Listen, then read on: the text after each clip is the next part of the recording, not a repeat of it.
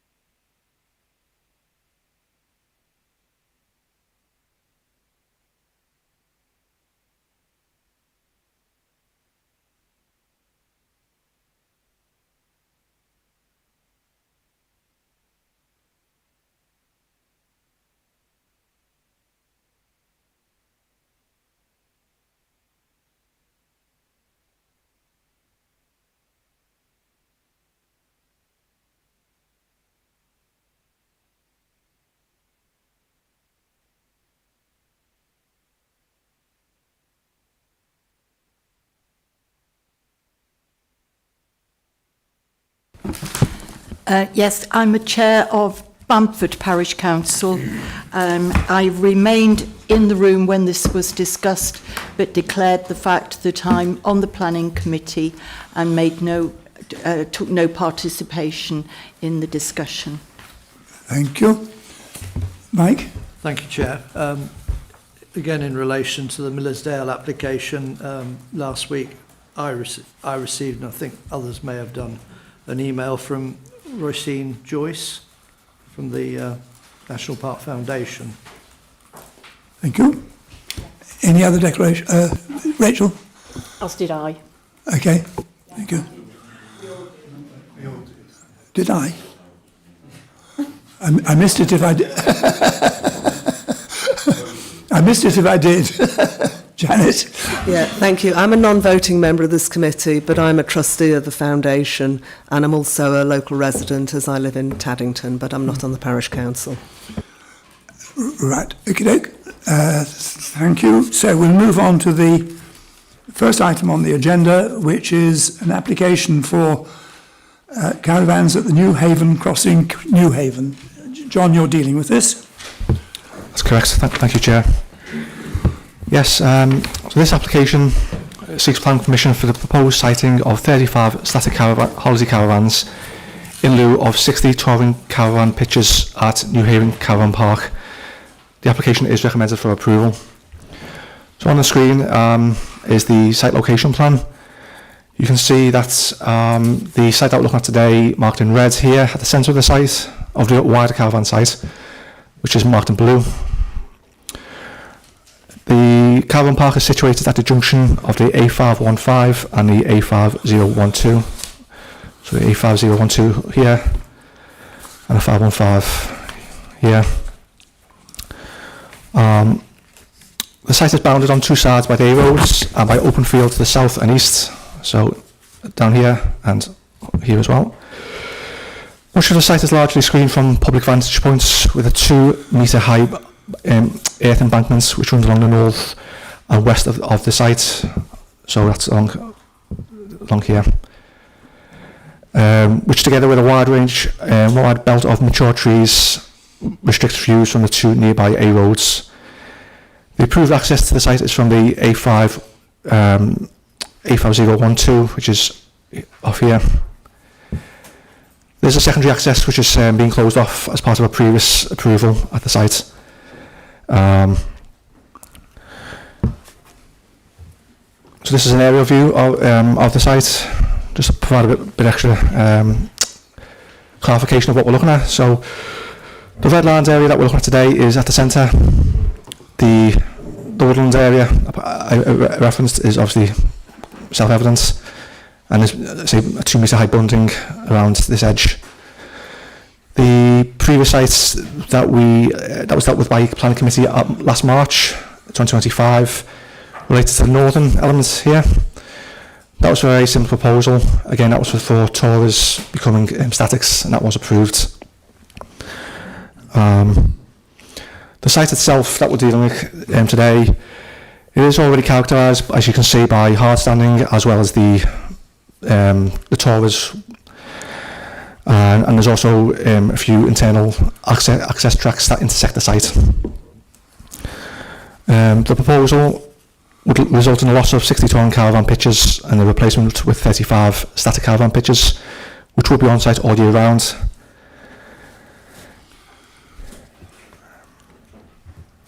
So this is the proposed block plan, and we can see the layout for the 35 statics. So the track that goes through the centre of this area of the site will be reconfigured. So here, quite a minor change in the grand scheme of things we consider. You can also see that there will be new trees introduced into the centre of the site. So these here. The proposed landscaping is shown in greater detail on the following plan. So, to the eastern boundary, there will be some additional understory planting. To the eastern boundary, some understory planting was secured as part of the approval last March. So along here, which was considered would help screen the site.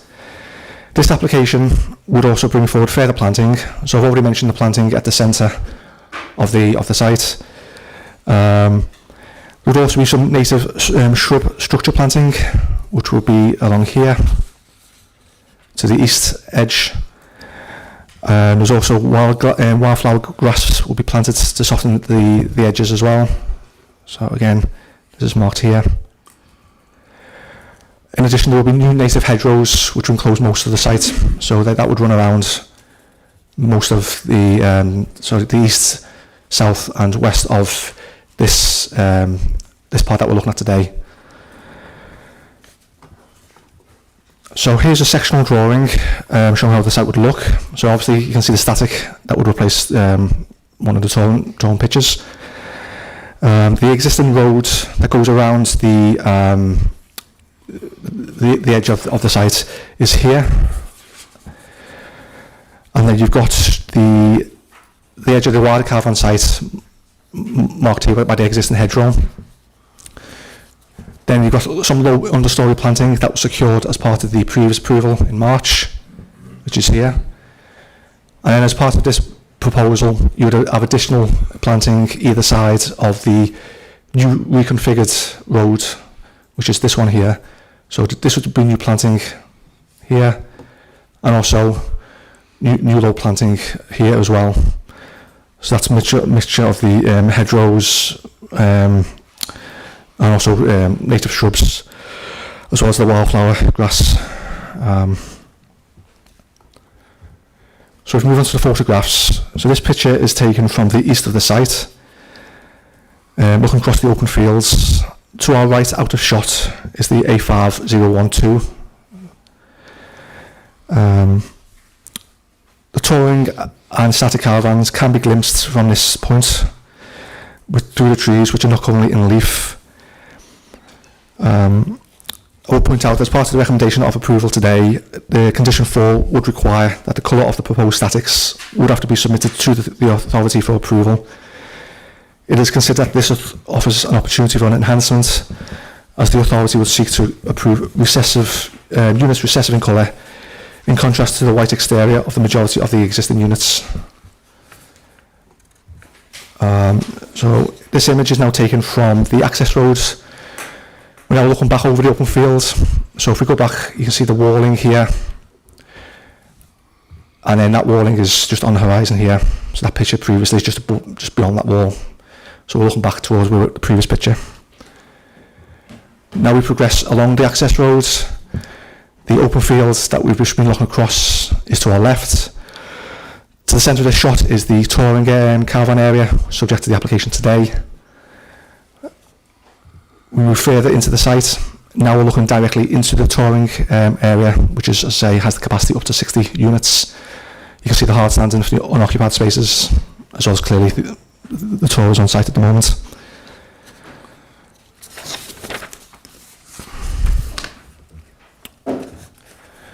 This image is taken from the same position, but now we've turned effectively to our left. So the site is now on our right. We're looking along the access road, and to the left, existing statics. We've progressed further along. So the previous picture was effectively around here. Now we're looking back on ourselves, we're looking down into the site, which as you can see has a gentle slope. We're now looking into the northeast. Now we've progressed into the Redlands area.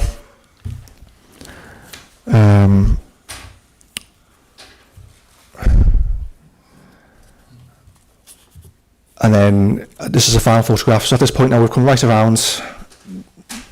We're within the application site area. We're looking back south, slightly up the slope. So you can see the static caravans I referenced 3 or 4 photos ago.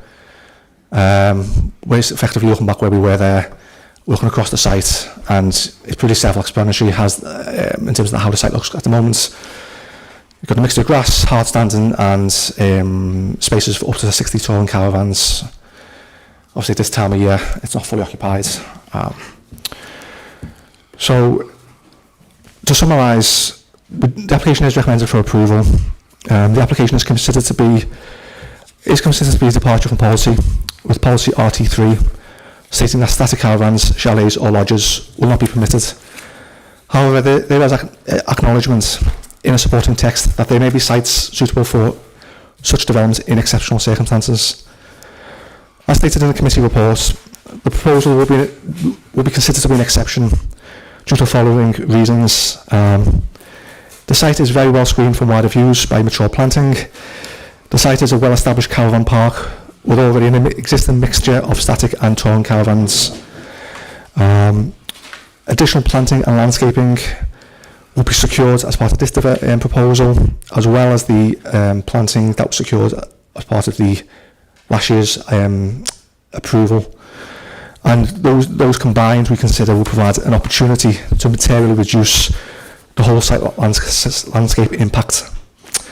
And also, as touched upon, a condition could be imposed to control the colour of the external colours of the statics in a way that we could not control the colours of the touring caravans, which, as you can see in the picture, are mostly pretty bright and white. So for those reasons, we consider it will be an exception, and overall the application is recommended for approval, subject to the conditions listed. Thank you, Chair. Thank you very much. I have one speaker, Mr. David Middleton.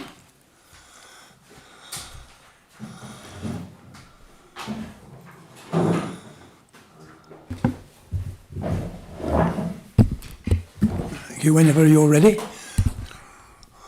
Good morning. My name is David Middleton and I'm the appointed agent acting in relation to this planning application.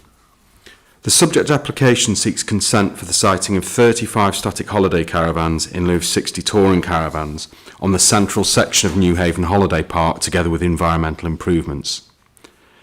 In this sense, the application follows on from our previous planning application, which was approved last year for the exchange of 28 touring caravans with 24 static caravans on the northern part of the site. This planning application is no different, with the central part of the site benefiting from better screening as it is located in the heart of the holiday park. Again, the development will be confined to the existing limits of Newhaven Holiday Park and will not comprise any extension to the approved boundary of the site. Likewise, the planning application does not seek to exchange holiday caravans in locations that have not already been found previously acceptable in planning terms.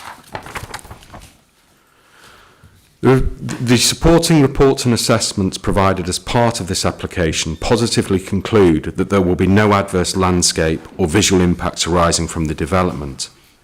In this sense, the LVIA concluded that there will be no significant adverse effect on landscape resource, landscape character or visual amenity, with particularly beneficial effects being secured.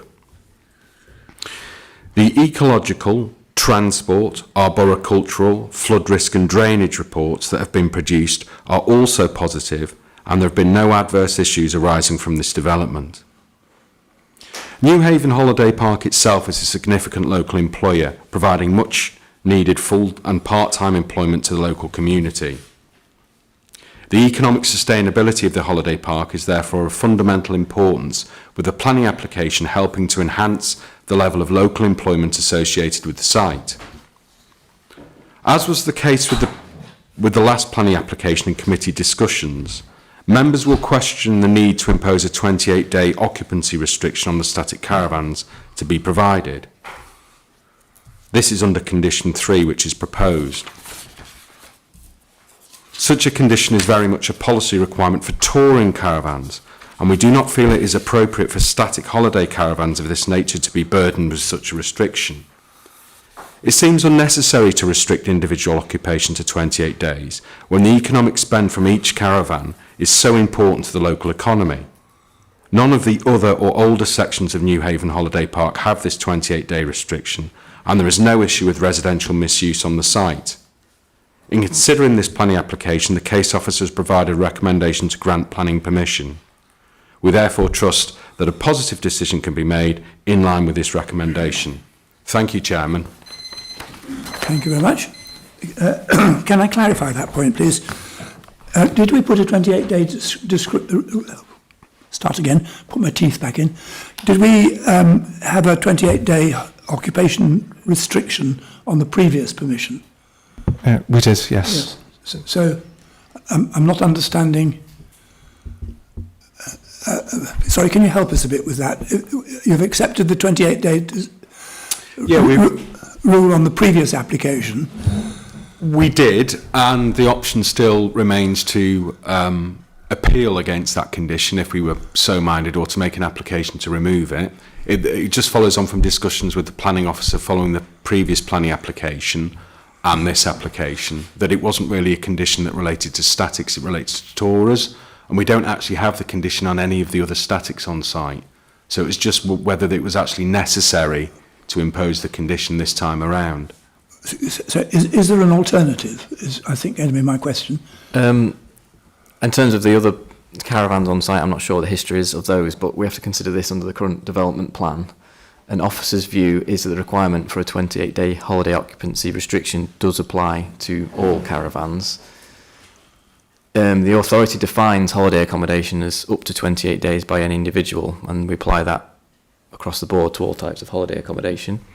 And if these caravans were not to have that, there would be a lot less public benefit, in my view, to the local economy.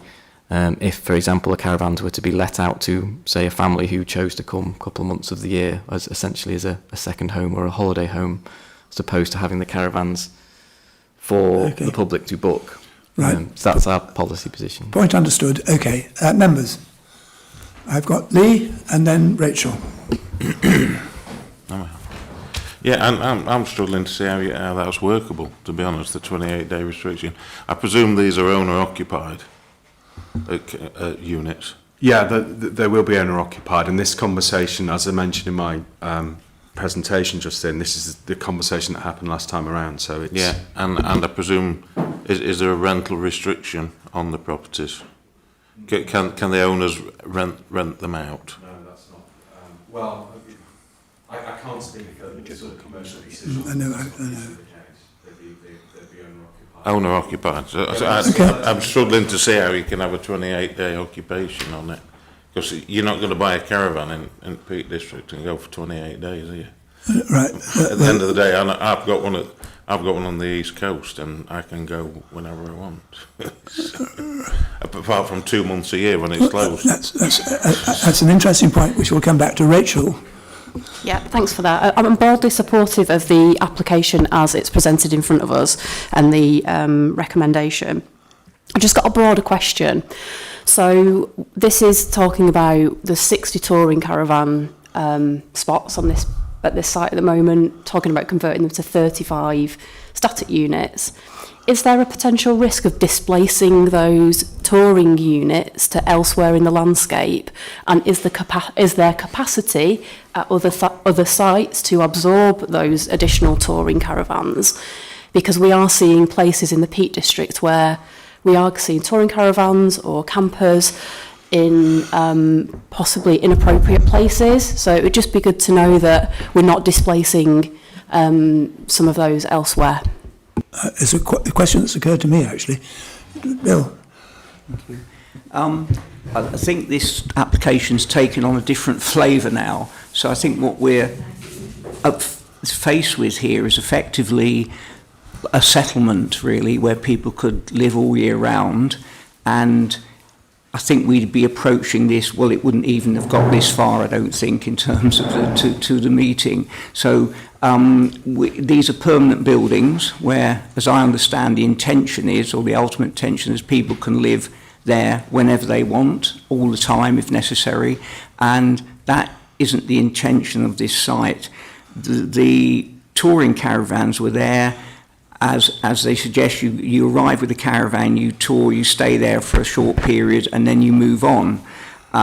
We're now faced with something that's permanent, and I don't think we would be building a little settlement like this with 36 or whatever units like this, because they're too close together. It's not an appropriate point to have a big settlement. It goes against all our policies. So I think the whole application's taken on a different tenor. I would also like to make the general point that, and I mentioned this about another caravan site we considered, we're in the national park, and we know that, and we're also in the centre, a very key area, and I think we should look at this at a local plan as well. I'm sure we will be looking at it, that we can do better. We people, visitors, residents, and everyone who uses a national park should expect very high standards of design and layout and lower densities in these sort of locations. We need to start thinking about that, not trying to pack in as many large units as possible. I'm very much in favour of understory planting and bushes and things to separate it, but as you saw from the pictures there and the plans, we're not a lot better than, you know, some of the seaside resorts, which all credit people like, you know, the big long lines of caravan. My colleague here sure has got one, but in a national park we need to have really think about the layout and the environment around new structures which will be permanent. Let's not forget this. So I think we could do better with the layout anyway, but I'm very unhappy about the proposal which I now see in front of me. Thank you. Ken Smith? I'll make it, yes. Thank you, Chair. Couple of comments. I mean, I'm not against this application in principle, because I think we have to differentiate, as our policies do really, between pre-existing sites where inevitably over time things will change, as opposed to proposals for a completely new site, which is what our policies are against. Rachel asked the question, but in a slightly different form to the first one I was going to ask, which was, given that our previous approval, which removed 28 touring caravan sites, we're now being asked to consider removing 60. That's 88 touring caravan sites have gone from this site.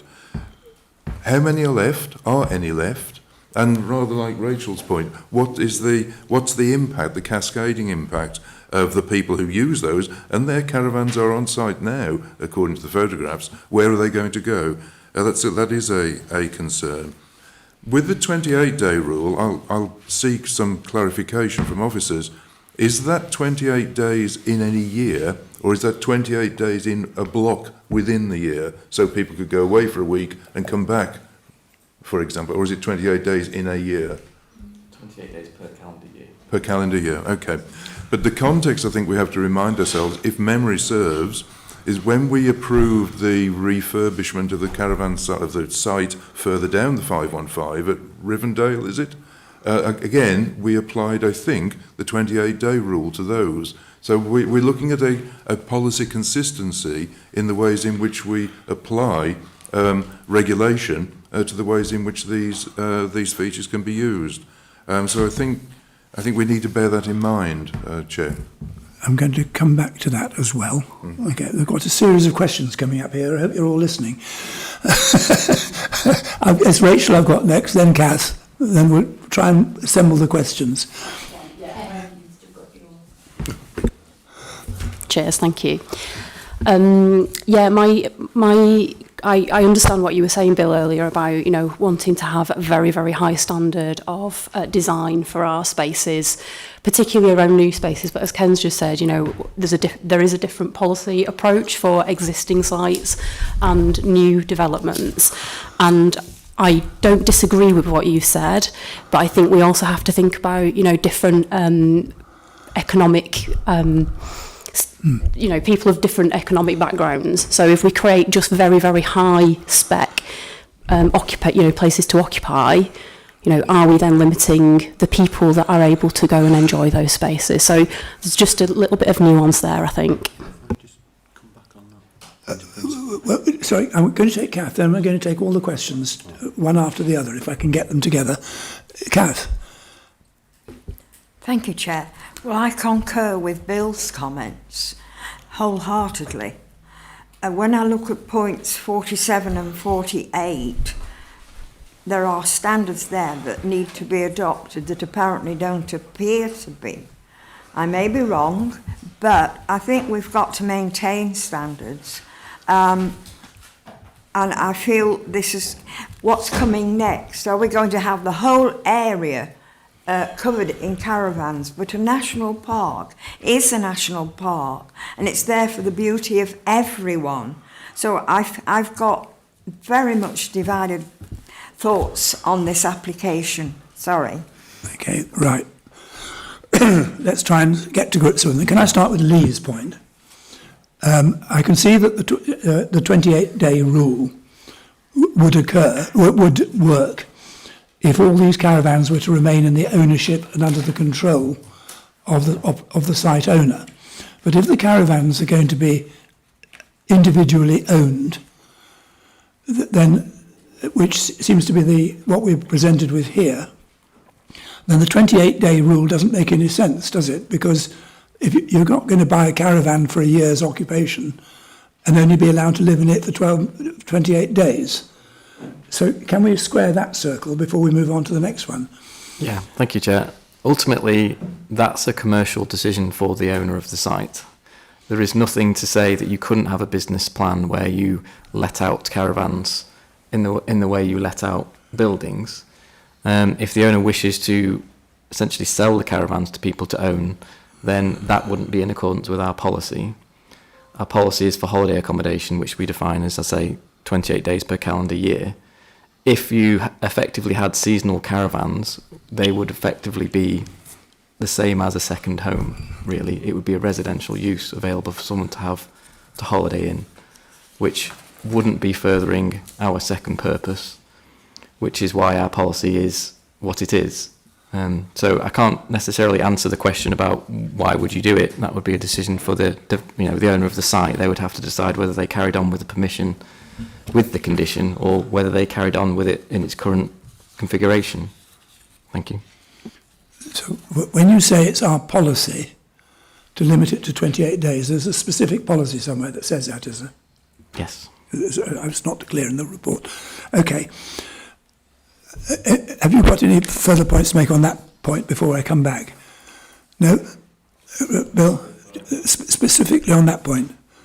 I appreciate what Rachel said about that. But I think if you look back when whoever sat down and gave permission, whether it was at this committee or the planning officer, the idea was to create that space as for touring caravans, and that was and again, it was for other space on that site, and there were good reasons why that was, to provide relatively cheap, I agree, accessible places for people to stay for a weekend or a few weeks in the holidays and so forth. So that was why this site is so big with so many spaces. So we're slowly going away from that. We're eroding that original principle, and we're creating a permanent settlement which would never have been in the intention if we'd looked at that site, if we were sitting there and someone came up with a plan to put quite a lot of permanent dwellings on that site, that where people could live the whole year, that would never get consent. So I think we need to go back and think, what were the intentions for this site? And I think we're moving away from the intentions of this site. And although we haven't got control of the ownership model, it seems clear what the intentions are with this application, and it goes against our policies and against what I think is best for the site and the Peak District. Right. Can I move on now to Rachel's point, and I think echoed by Ken, about what happens if we get rid of all these touring caravan sites? Has anybody got any thoughts on that? Isn't one of the results is presumably going to be a possible growth in the number of ad hoc sites that grow up on permitted development, isn't it? I just wanted to clarify the policy intent, because there was just a suggestion in a couple of the members that we have a different policy for existing sites versus new sites. Actually, there isn't. The policy is that we actually allow touring caravan sites and campsites, and we've moved into pods in certain areas and those kind of things. Actually, in terms of permanent structures, the policy is very clear. We don't allow those because of the special quality of the national park. So what we're dealing with here is an exception to our policy. And that's the way that's been described by John and in the report. So actually, it's looking at those reasons, which includes the market, but also because of the nature of it being an existing established site and the nature of the landscape cover. So I just wanted to make that point, actually, coming back to build as well, actually, what is the intent? And important that it is about still, even though it's got a different character about permanent structures, it is about people enjoying the national park. That is why we allow touring accommodation in this area. I don't know if you want to add any more. We don't have any evidence in terms of what the implications of losing these touring caravan pitches would be. I would say that is definitely capable of being a material consideration. We are aware of issues with people camping on roads, on lay-bys, and as Patrick said, it would be reasonable to infer that if this does create pressure, then you could have pressure for sites under permitted development, and that could have an impact. But I don't have an answer in terms of has that been assessed, has anyone looked at the numbers? That hasn't been evidenced in any way, but I would say that is capable of being a material consideration for you to consider. Right, okay.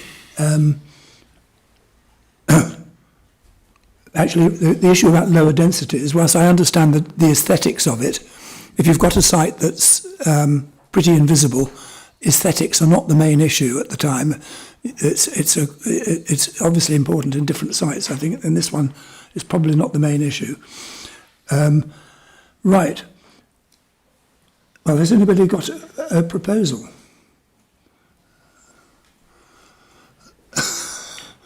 Chair, can I just thank Brian for clarification on the policy side, and I suppose what my intention was to explain in my own cack-handed way, and Brian's corrected me nevertheless, the background to the exceptions element that's in the narrative that accompanies the policy, which does enable us to make exceptions in a situation like this, an established site which is really well screened in the main, and why in fact the recommendation is before us for approval as an exception to that policy, which is why I think, as I said initially, I'm not against this in principle, and I am concerned about the loss of the touring sites. And my initial question hasn't been answered, actually, as to what on this site, are there any touring sites left, touring pitches left on this site, if we were to approve this? I don't think there would be any left. Yeah, this is the touring section. Yeah. Chair, am I allowed to clarify a point? Well, okay, we don't want to debate with you, but if you wish to clarify Yeah, something. it's just a clarifying point. The touring caravans that we have on site here, as you will have seen from the photos, are essentially seasonally sited It's not a transient touring site in that effect. So even at this time of year, most of the pitches are still occupied. So what happens, the touring caravan owners leave their pitch on site on the 1st of March, or when the site reopens or becomes busy, and they just leave it on all year and to and fro as though it were a static caravan. So this isn't a transient site, and it's not putting... I understand and I completely appreciate those pressures, and they do exist, but this isn't a transient park. They're effectively static touring caravans. I'd assume that they were there as storage. Sorry? I'd assumed they were there as storage over the winter period. Okay, right. Martin first, then Bill. Well, this raises another question, which is if these sites become are removed, where are the caravans going to be stored? Are they going to be stored out in fields? Bill. Just to reiterate what Adam said, I mean, it's well known that people set up on things like the Mamtor Road now. Caravans are set up there. It's a real problem in many parts of the Peak District because people haven't presumably got alternatives in many cases. I just wanted to ask about how is this, the 20-day holiday occupancy restriction, how is that monitored? How is it enforced? Is it unenforceable? Where you've got a permanent building, how are you going round and knocking on the door every week, see who's there? No, you're not, obviously, but, is that a good question? Firstly, I just need to clarify, they've been referred to as structures and buildings. They would be caravans. I just need to make that clear. They wouldn't actually be buildings. But in terms of monitoring, yes, there's all sorts of holiday developments that we impose a 28-day occupancy condition on. Monitoring can be difficult, but we can serve what's called a planning contravention notice, and part of the condition requires the owner to keep a register of occupants. So with that notice, you can just ask for that information, or you can ask for it by letter as well, but if it's not provided, we can get that information and use that on as a basis to take action if we need to. But they don't move. They are. I know what you're saying. I know what the definition is. But effectively, they are buildings, aren't they? Let's not kid ourselves. They're there. They're not moving about, are they? Once they're there, they don't tend to. They can be moved, but they stay there indefinitely. Yeah, in terms of impact, I see what you mean. But in terms of planning law, they aren't buildings. Am I right in thinking this is exactly what we've already approved a year ago, or whatever it was? Is it the same thing exactly? In terms of the north part of the site. What? In terms of the north. Yeah, so in terms of if you look at the plan on screen, we approved here. Effectively, the policy principle was the same that we discussed then as we are discussing today. Well, Ken. Sorry, Chair, it's gone out of my head, whatever I was going to say. I know what it was. Well, you weren't going to propose something by any chance? I was coming to it. It's just in the 28-day rule. I think that we need to reflect on the consistency in the application of our policies. As I say, Rivendale, we had the 28-day rule. When we approved, I think, variations to the campsite the other side of Longnut in Staffordshire, we applied the 28-day rule from memory. And I think we need to have the consistency in the ways we approach. Indeed, the application that we approved 12 months ago had the 28-day limit on it. And I think, again, we run the risk of becoming a laughingstock if we have one part of the area for 28 days and another part not. Yes, there is an issue with monitoring, but it is possible. I think that's the thing. And I think on balance, Chair, given the nature of the site and the previous approvals that we've granted, I'm happy to move the recommendation. Right. Is that seconded? Jenny, you've seconded it. Yes, I'll second it on the basis that the people are actually taking these mobile homes or whatever you want to call them for 28 days. So, it's market forces, isn't it? They wouldn't be taking them if they were concerned about the 28 days. There may be an issue with enforcement. And I'd also make the point that where we've got on street parking by people, it's because they don't want to pay. That's quite simply, it's not supply and demand. Okay. So I'm happy to second. That's proposed and seconded. Has anybody got any amendments or comments on that? In that case, all those in favour of permitting it on the term set out? 1, 2, 3, 4, 5, 6, 7, 8, 9.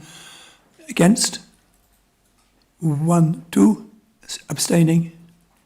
None. Okay, thank you. We're moving on to agenda item 7,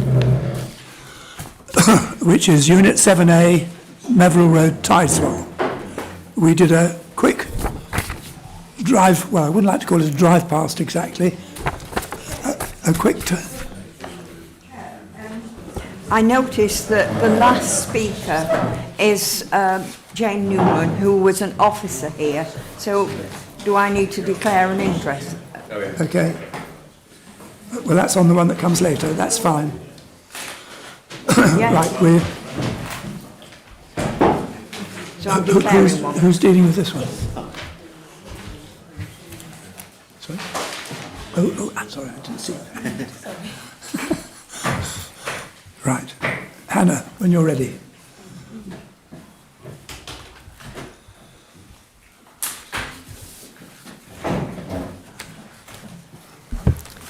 Good morning, thank you Chair. This is the application at Unit 7A on the Whitecross Industrial Estate in Tideswell, and the application proposes a change of use of the unit to a brewery, tap room and shop, so it would have a use class sui generis. Just before I run through the presentation, I just want to update you that we have received 2 further letters of representation. The first letter is in support of the application, and it raises matters relating to concern over time taken to approve the application, support for the reuse of the vacant building, support to the local economy and jobs, and also the provision of the facility within Tideswell. The second representation is a general comment who does not raise any objections to the provision of the tap room, but just asks that regard is had towards impact on neighbouring amenity due to nearby properties, particularly relating to noise and during the evening. Onto the application, so you've got the site location in front of you. This is Unit 7A next to Unit 7B on the Whitecross Industrial Estate to the northeast edge of Tideswell. The unit is surrounded by a number of other industrial premises, and you've also got residential properties to the south. Just here. Are you able to... Sorry, I always have trouble with this. Can I use that? Doesn't work. The pointer. That's a closer view of the property. So it's accessed along Meveril Road, which links to Whitecross Road, and that is the main road into Tideswell from the northeast, from the A623. You can see the extent of the site. There is space for 2 car parking spaces at the front of the unit, and there's also reference to a 20-space car park, which is just to the northeast. That is currently used by another business, and I'll come on to that a little bit later in my presentation. These are the existing floor plans of the unit, so you can see it's fairly simple, warehouse with storage and some minor office space. And this is what is being proposed. So it is a tap room, so it would in effect be a drinking establishment. We understand that there will be an ancillary element of sales of beer from the unit, and also some food preparation and serving alongside the main use. So it's intended that the unit would be occupied by a local brewery who have their brewery base in Great Hucklow, and they intend to serve their beer within the tap room. You've also got provision of toilets, the small kitchen area there, that is on the south side of the building, and more space at first floor.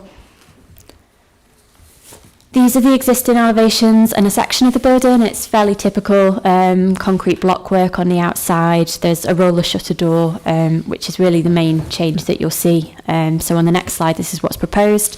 There's a glazed insert, and that would be the main entrance into the building. This is a photograph of the unit, so it's facing into the turning area for other premises on the site. This is looking at the side elevation of the building, And this is the car park that I referred to earlier in the presentation.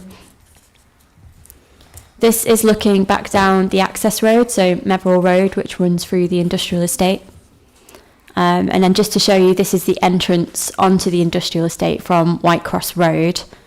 And these photos look in the direction of the centre of Tideswell and then back towards the A623.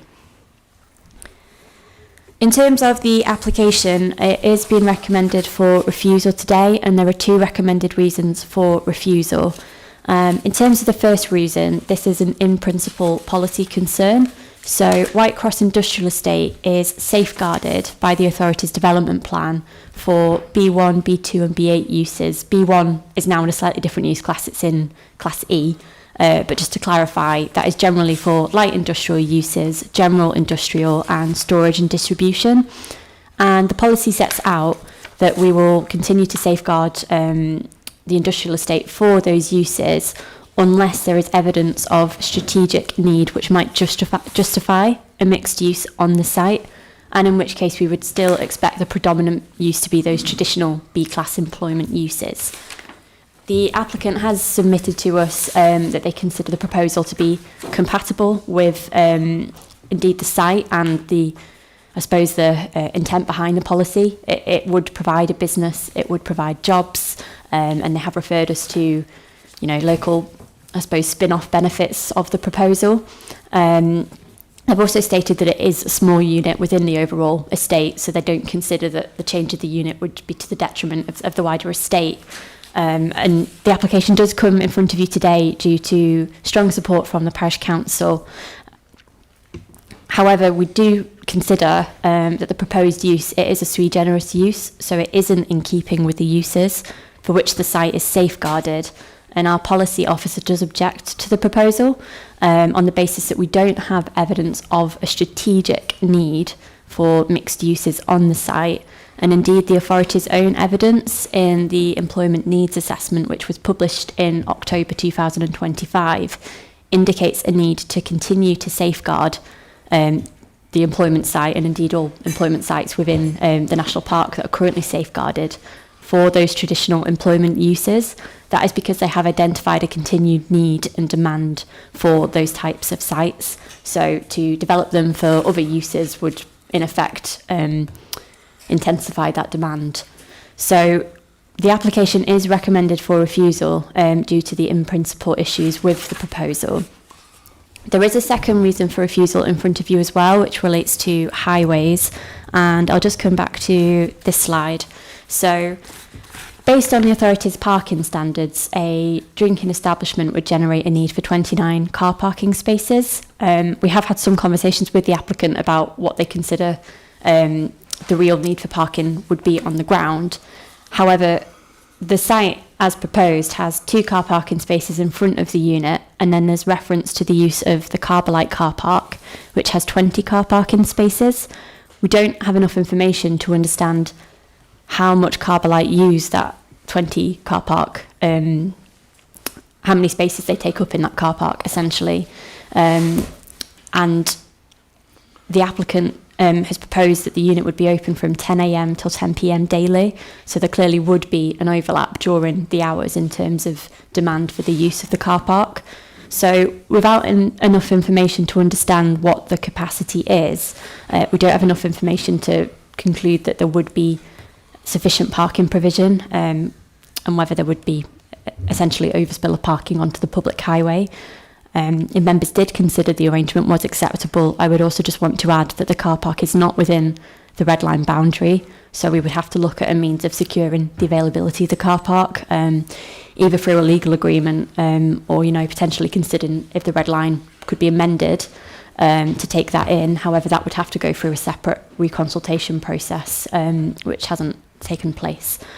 So based on those 2 reasons, the application is being recommended for refusal today. Thank you. Thank you very much. We've got one speaker, Mr. Gervais Dawson. Would you like to come forward, please? And I think it's Kath. You've got your microphone on. Is it Kath? I'll go out. No, you've got your microphone on. Okay, sorry. There's a button Yes. somewhere in front of you that'll turn yours on. Thank you very much. And when you're ready. Okay. So to address some of the points raised. So from the employment perspective, this unit has been empty for 2 years now, up until we took over the lease in November. Prior to that, the owner ran it on his own for 2 decades with no staffing. We estimate we'll generate 4 to 5 new local jobs if we open the tap room. We've already secured local business supply chain for food ingredients, spirits, gas beers and gas food trucks.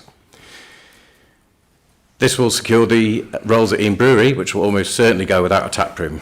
We've now been looking for a suitable location for 3 years, and this is by far the most suitable location we found so far. The proposal of the tap room, including the provisions for food, is an extension to our existing SME business. We're 3 miles up the road in Great Hucklow, and there's no scope for a tap room at that site. With regard to parking, as discussed, we do have an agreement with the Managing Director of Carbolite to use their spaces, who use those spaces during the day, which is when we aren't really in operation, despite the opening hours. The core hours would be from 5 p.m. onwards in terms of the tap room. There are circa 20 unallocated spaces throughout the estate that haven't been referenced, which are used on a daily basis by other businesses. Again, we use those spaces outside the core hours. There's also a long stretch of Whitecross Road with no parking restrictions, which would mean a sub 5-minute walk for customers. And when the venue was full during our temporary opening in November and December, there was no issue with parking, and that was occupancy of around 80 to 90 people. Local amenities. Having opened in November and December under temporary events notices, we have anecdotes of crossover business with other local small business. Hospitality outlets in the area are most definitely under threat. There are numerous local pubs closing and up for sale within the Peak Park. The Derwentwater at Carver, the Sir William at Grindleford, Chequers in Froggatt, and the Queen Anne in Great Hucklow will close its doors on the 1st of March. The Meverell Road Industrial Estate in general, the Unit 7A, in relation to the entire space on the estate, is about 1%, we estimate. Several units are dormant or owner-occupied. These offer no employment opportunities. We have a precedent of units having their category changed in other developments in the area, and the other business parks in the Peak Park have numerous other class uses on them other than Class B. In general, if the taproom failed, we'd consider it a fairly easy conversion back to its original planning, which it currently has. And it will provide additional space for local community groups to meet. The lunchtime refreshment for on-site businesses would be there, making it more attractive for other companies' employees. And this is the third property we've looked at, as I said before, with respect to a tap room, and by far the most suitable. It's difficult to see what kind of property would be 100% suitable without buying one of the vacant pubs. This is absolutely not an option for us. And finally, to reiterate the main points, this proposal will not only create local employment opportunities, a community facility and space for other local businesses to use, it will also secure the future of Eam Brewery to continue to operate and look at potential expansion in the future. Thank you. Thank you very much. Members? Martin. Right. I know Eam Brewery because the manufacturing site is actually within my parish.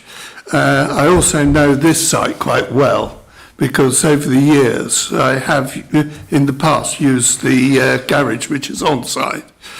I'm not sure, I am worried about the car parking because during the day it can be quite difficult to get up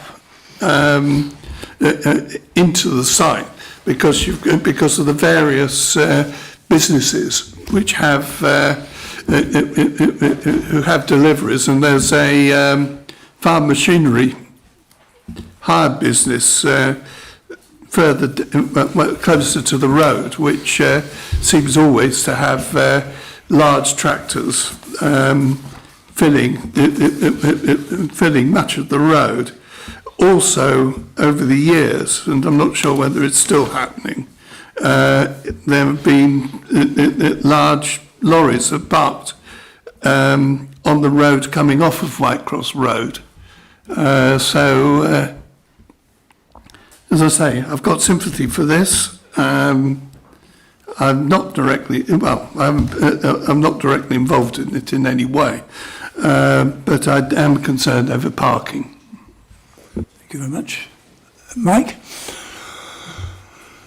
I'm just wondering why, with so many pubs closing in the area, and I appreciate it's a national phenomenon as well, I'm struggling to understand why what's basically a factory or workshop unit is preferable to taking over one of the pubs that's closed in the area. I think the answer is cost. Am I right? We're about £600,000 short of doing that, yes. Right, Bill, and then Jenny.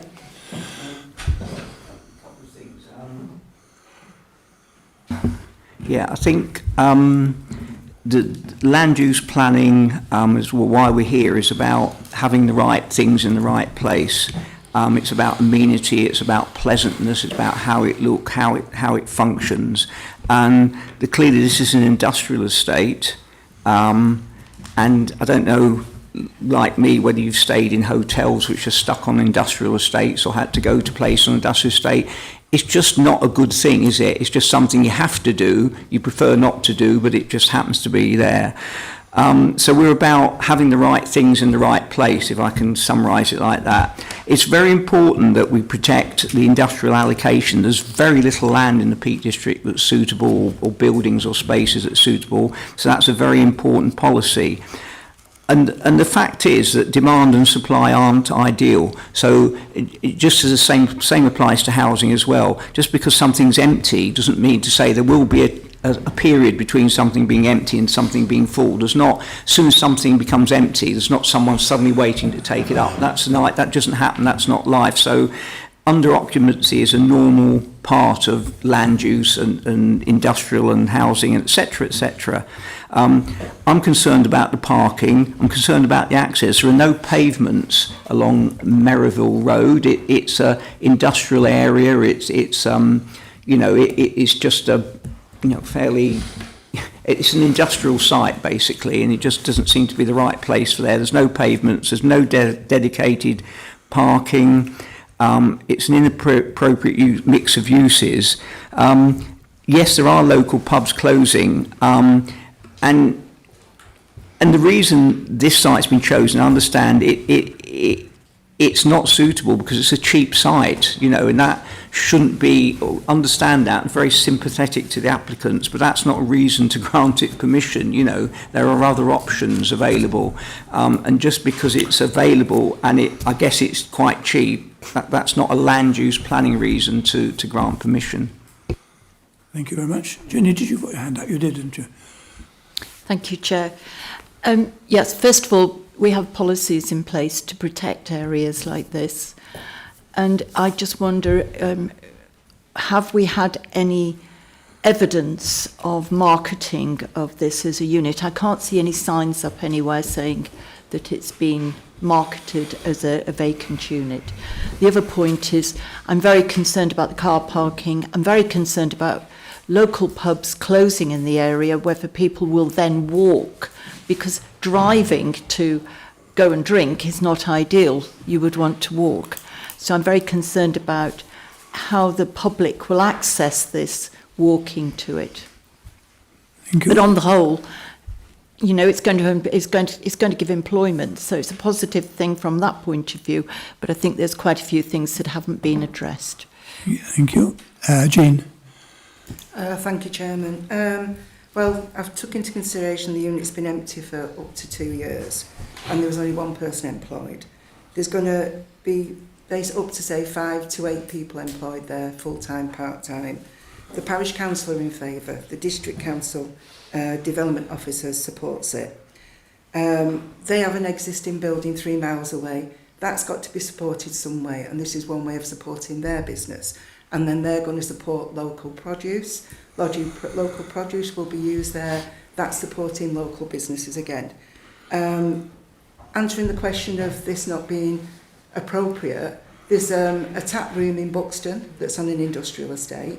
There's also a restaurant that's opened, a fish restaurant in Buxton on an industrial estate. I understand there's policies in Peak Park, but I'm just concerned, is it just going to stay empty, this unit, all the time? Because is there any marketing for this? Has there been any interest shown in taking this on? So again, I understand locally the car park is being considered that's going to be a problem. People walking or taking the car there, people will go to eat there, so they might eat there, but they might buy their products to bring back with them, so not necessarily going to be drinking. So I'm minded to approve this and move approval. You're moving approval? Yeah. Okay. Is anybody, before I move on, I've got you, Janet. Anybody seconding that at the moment? Not yet. Rachel, then Janet. Yeah, two quick things. So with its location on the industrial estate, how are people going to know that it exists here, and what impact will that have on signage, advertisement elsewhere, off the main road? Has that been taken into consideration and thinking about the landscape impacts of additional signage? My second question is, I've forgotten my second question, which may come back to me. I'll leave you and I'll take Janet, and then you can come back to you. Janet. Thank you. Just to remind you, I'm a non-voting member of this committee, but I've just got some thoughts on this. First of all, I understand the policy about light industrial, but it also does mention distribution.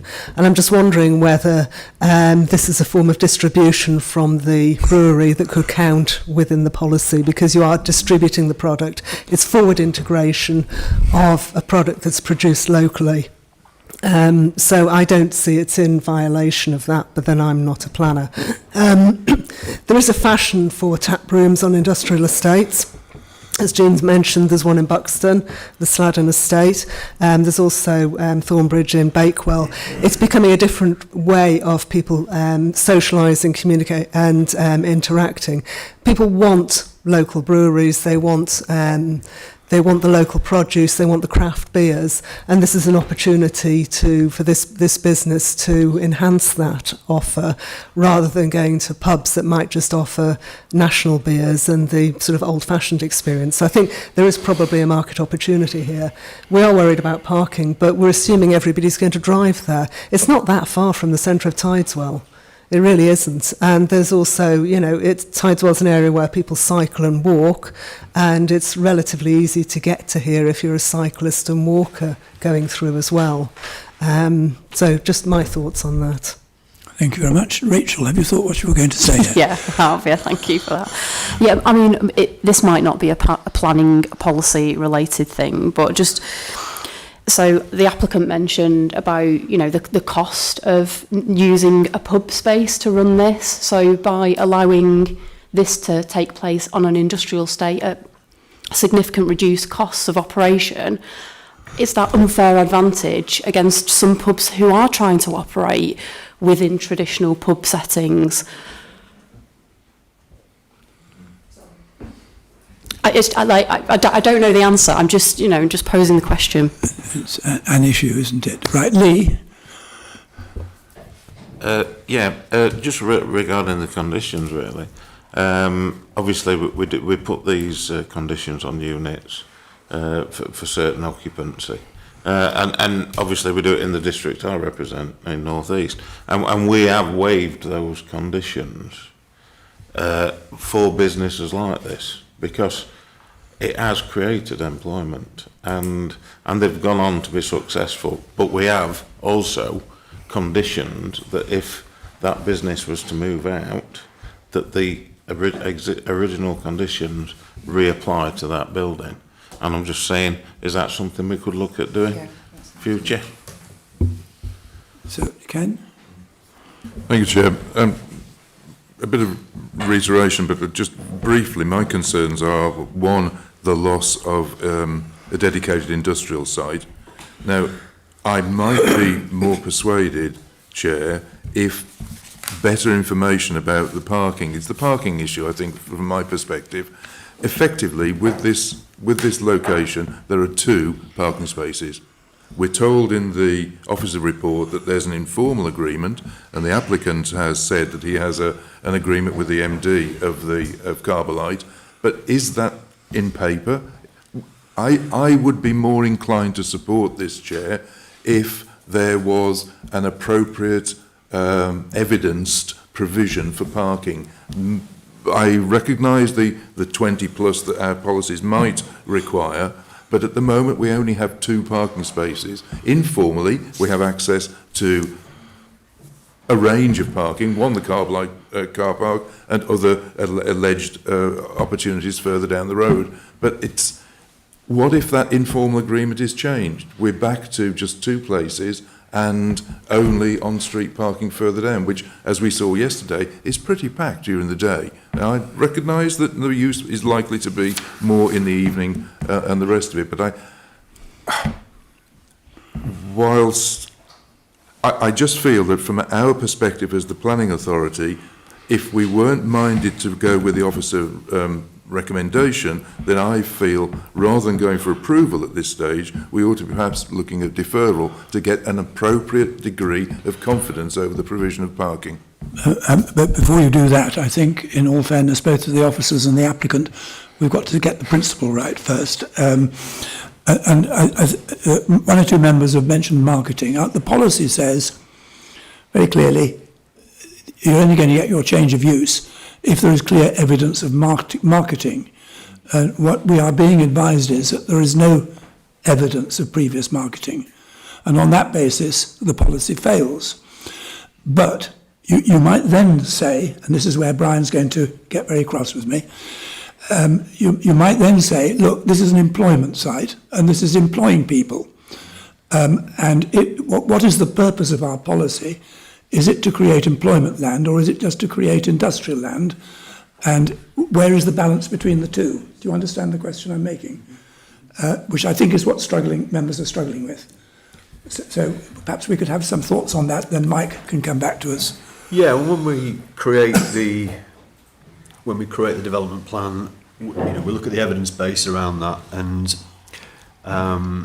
the need for what's been described as higher value, higher skill type employment use has been raised by the district councils, interestingly, because that was the need to kind of drive employment skills and wage values in the area. And we know that there's a big kind of tourism service sector economy as well. So actually those things are important, as well as the land use matters, that actually there isn't a lot of this kind of quality of business space in the area. So actually protecting it for those particular land uses is important in the long term. And we know there's some trends happening around that, around this particular kind of use in itself. We've seen, you've given examples of that. I think if members were minded to approve, I think it's one of those areas where I would look to refer it back to explore the impact on the policy issues, because actually I'm quite interested in what the district council have said about that and what the nature of business is at the moment. But we've also got this problem of a lack of evidence and justification having been given to the case. So there are some things missing, and then you've referred to parking as well.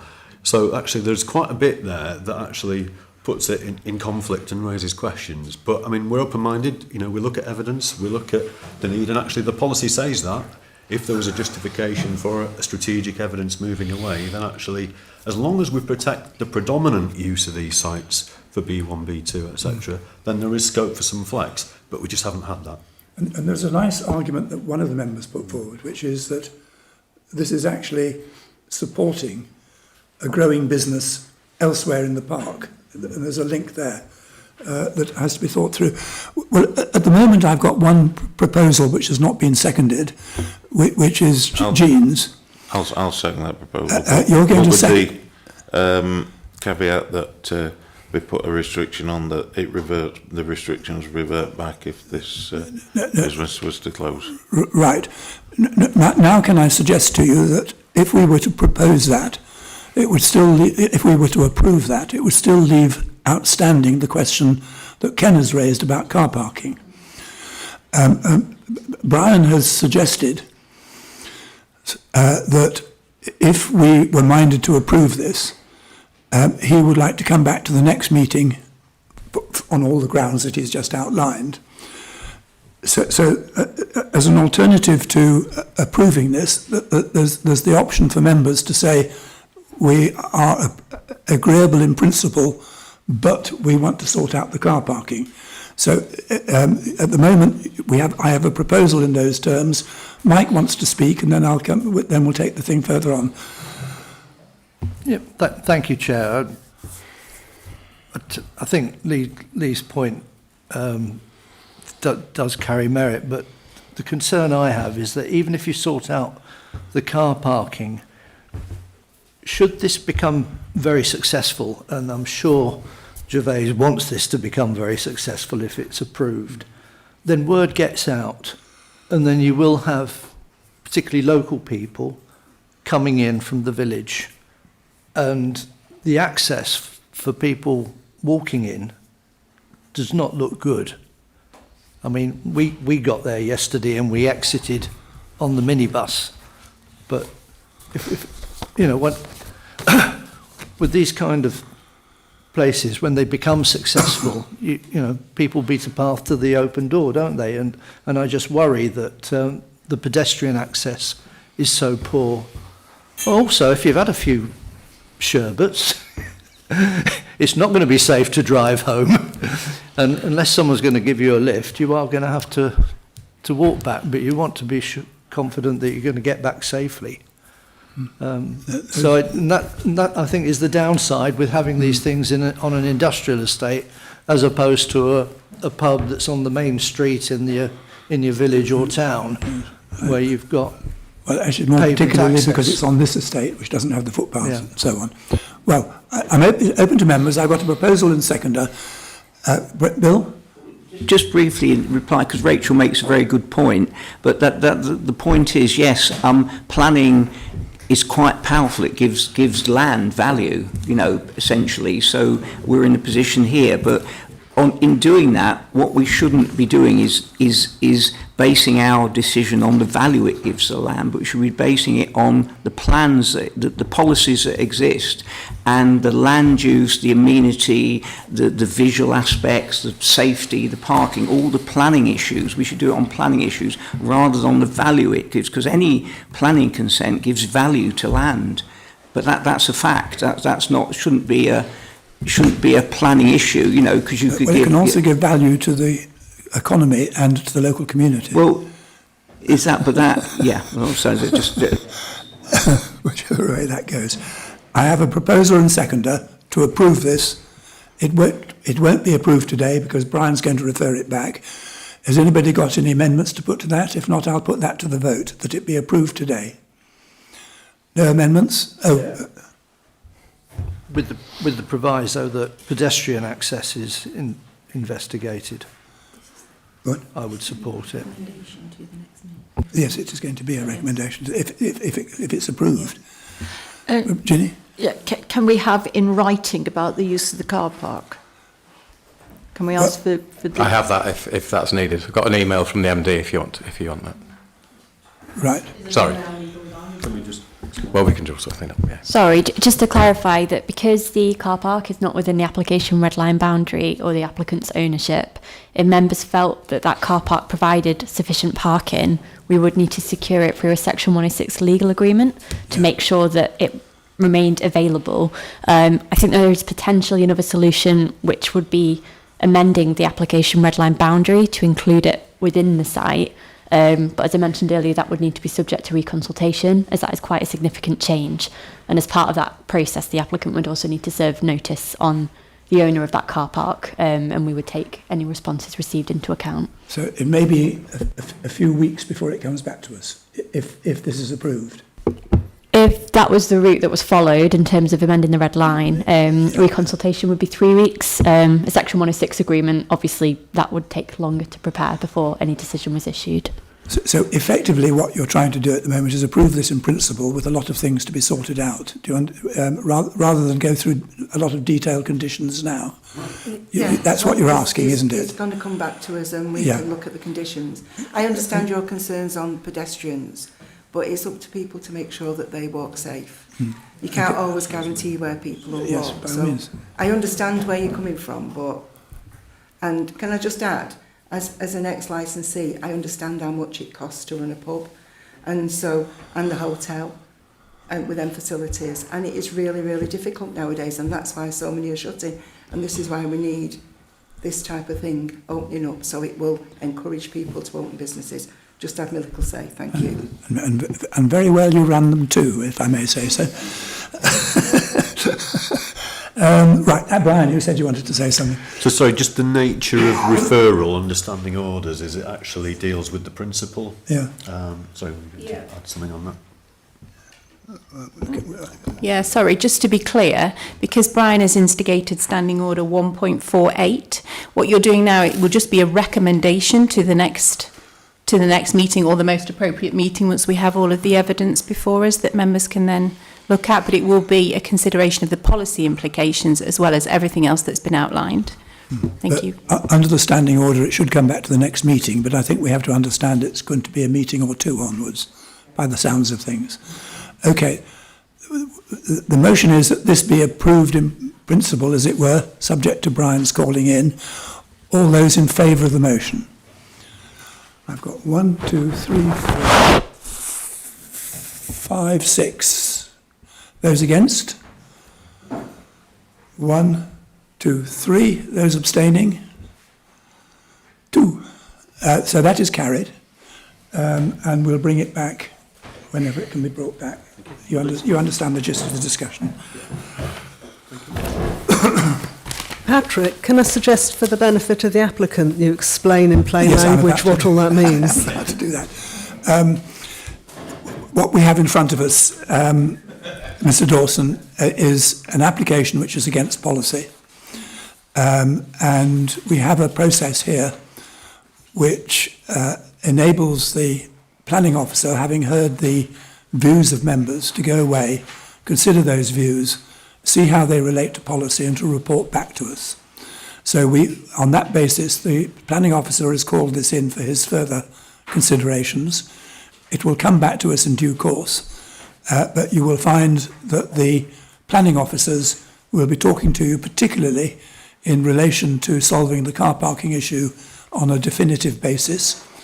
There is no guarantee that when it comes back to us it's going to be approved, but you've heard the debate and you've heard that it's going in broadly the right direction for you. You've heard the debate. It's up to you how you proceed from here on in, but at the moment there is no decision on your application.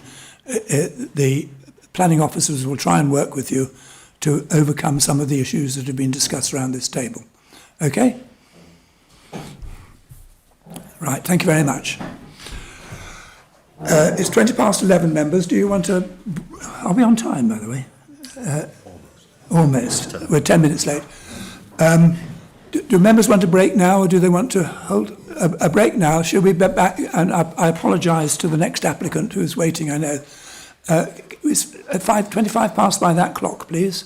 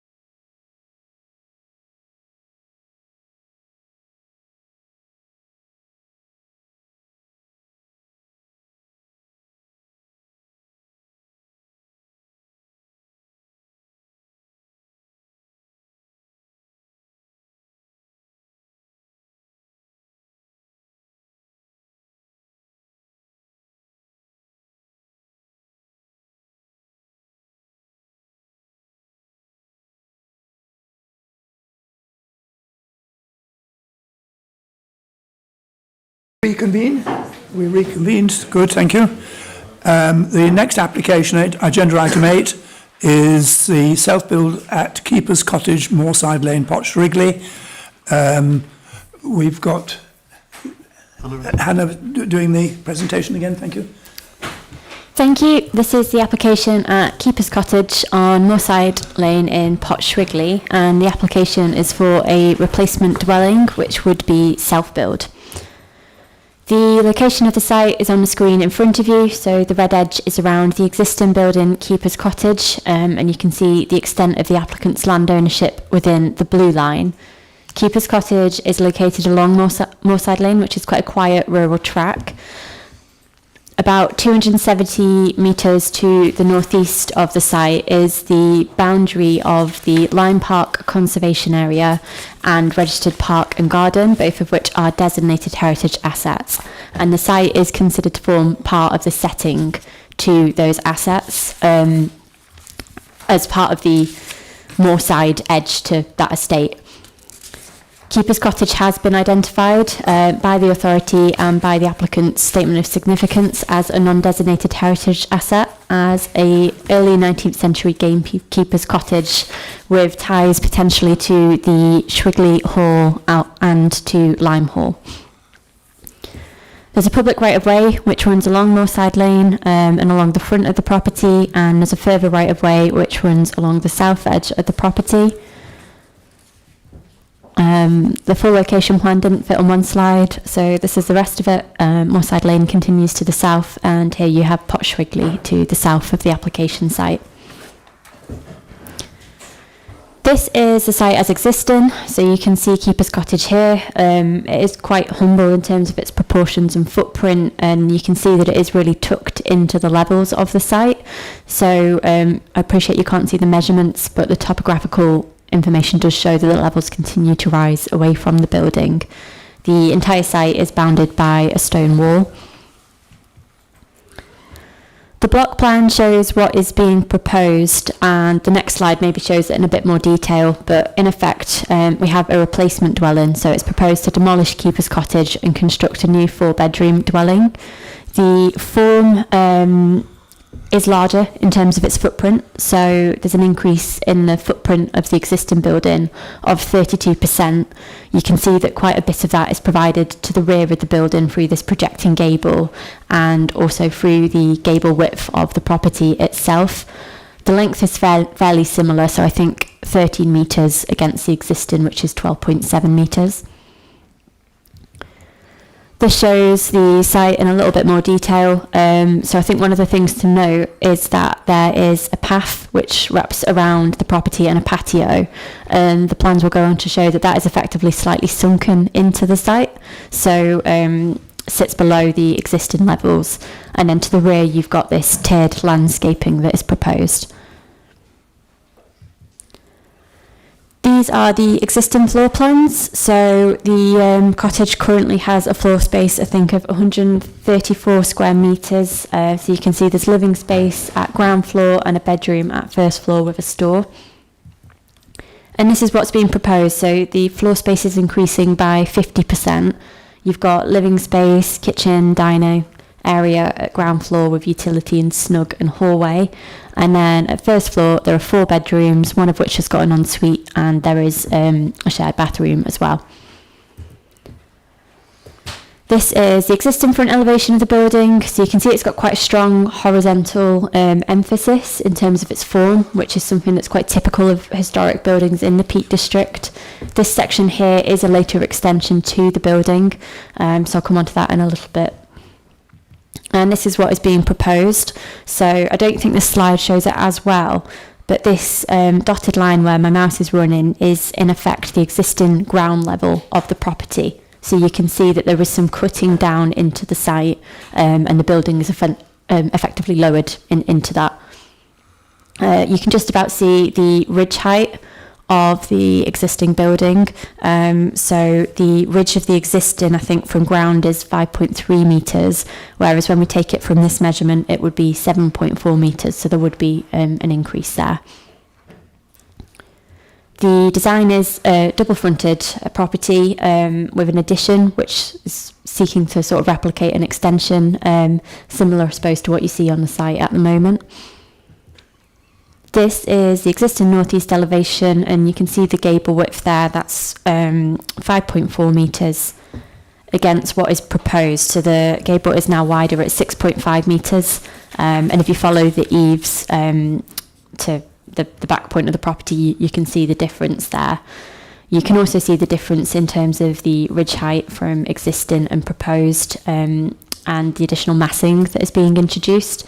And then to the rear of the property, there is this large protecting gable in place of what is currently quite a humble, really, cat slide element to the building. The rising ground that is currently present is cut away to create new tiered landscaping. This is just showing the same from the southwest elevation and what is being proposed, so quite similar really. The only thing to note is the additional element that I mentioned on the front elevation. You can see there is a minor setback in terms of its height. The eaves and the ridge are still similar to the main property. Just showing the rear elevation, and this is what's proposed. So you can see there is a change in massing again. There's an introduction of a large lean-to. The additional element on the southwest elevation has a continuous elevation with the main part of the property, and you can see again how the site is cut down to accommodate the dwelling. And that just shows the arrangement again in terms of a section of the site. This is the principal elevation of the building. So this is the later extension that I talked about earlier, constructed in stone, but the original property itself is a double-fronted property. You can see there has been a wall recently constructed to the front of the site. This shows the relationship between the extension and the main part of the property, and it's not quite clear on the photo, but the front wall of the property is bulging, so I think you can slightly get that from the picture. I did just want to include this slide because when I did go and do my site visit, the applicant did want me to take note of the cracks to the building, so I did just want to include that for members. I didn't deal with the previous application, so I can't say whether they were present, but they were pointed out to me whilst I was on site. There are cracks around the windows either side of the front door. This is showing the rear of the property, so you can really see how it is embedded into that rising landscape, and actually the landscape widens out on the other side of the property into quite an open setting. This is looking at the property from the north, so you can see the side elevation, and I think you can get a bit of an appreciation about the change in scale of the property that would be, well, it would be to the rear, but also in terms of the increase of the ridge and the gable. And then also just to note that it is also going to be set down, so there would be a sunken path and I presume a sort of retaining wall feature around that. This shows the property from the south, so again, you'd have a similar change in terms of that setting. And then the final photo, not taken on the same day, but just to show the building in its setting really. So it is quite a quaint setting, and the building itself is tucked into that landscape, which is considered to be an important part of the relationship between the building and the wider landscape. But as I say, the building in itself has been identified as a non-designated heritage asset. An application did previously come to Planning Committee in 2024, and that also proposed replacement of the dwelling. And one of the things discussed at that meeting was that whilst a structural report had been prepared, it wasn't prepared by a conservation accredited structural engineer, essentially with a focus on conservation of the building. We have now received a structural report by a conservation accredited engineer, and it does identify that there is bulging to the front wall, signs of internal long-standing movement internally, and it also does reference some cracks to the front elevation.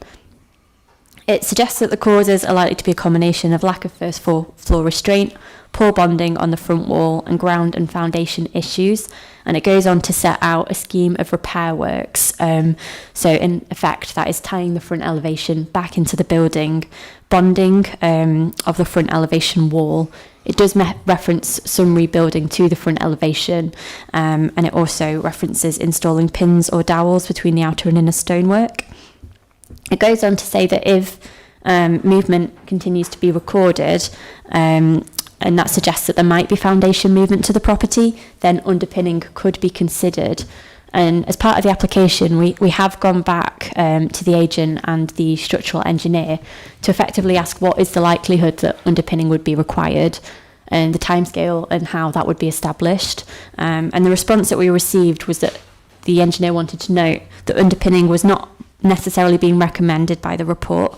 It was included to basically outline to the applicant that there would be a cost involved with underpinning and to cover all scenarios, but that they had set out a scheme of repair to rectify the wall bulge, which they expect is more likely to have a current impact than on the wall than the foundations.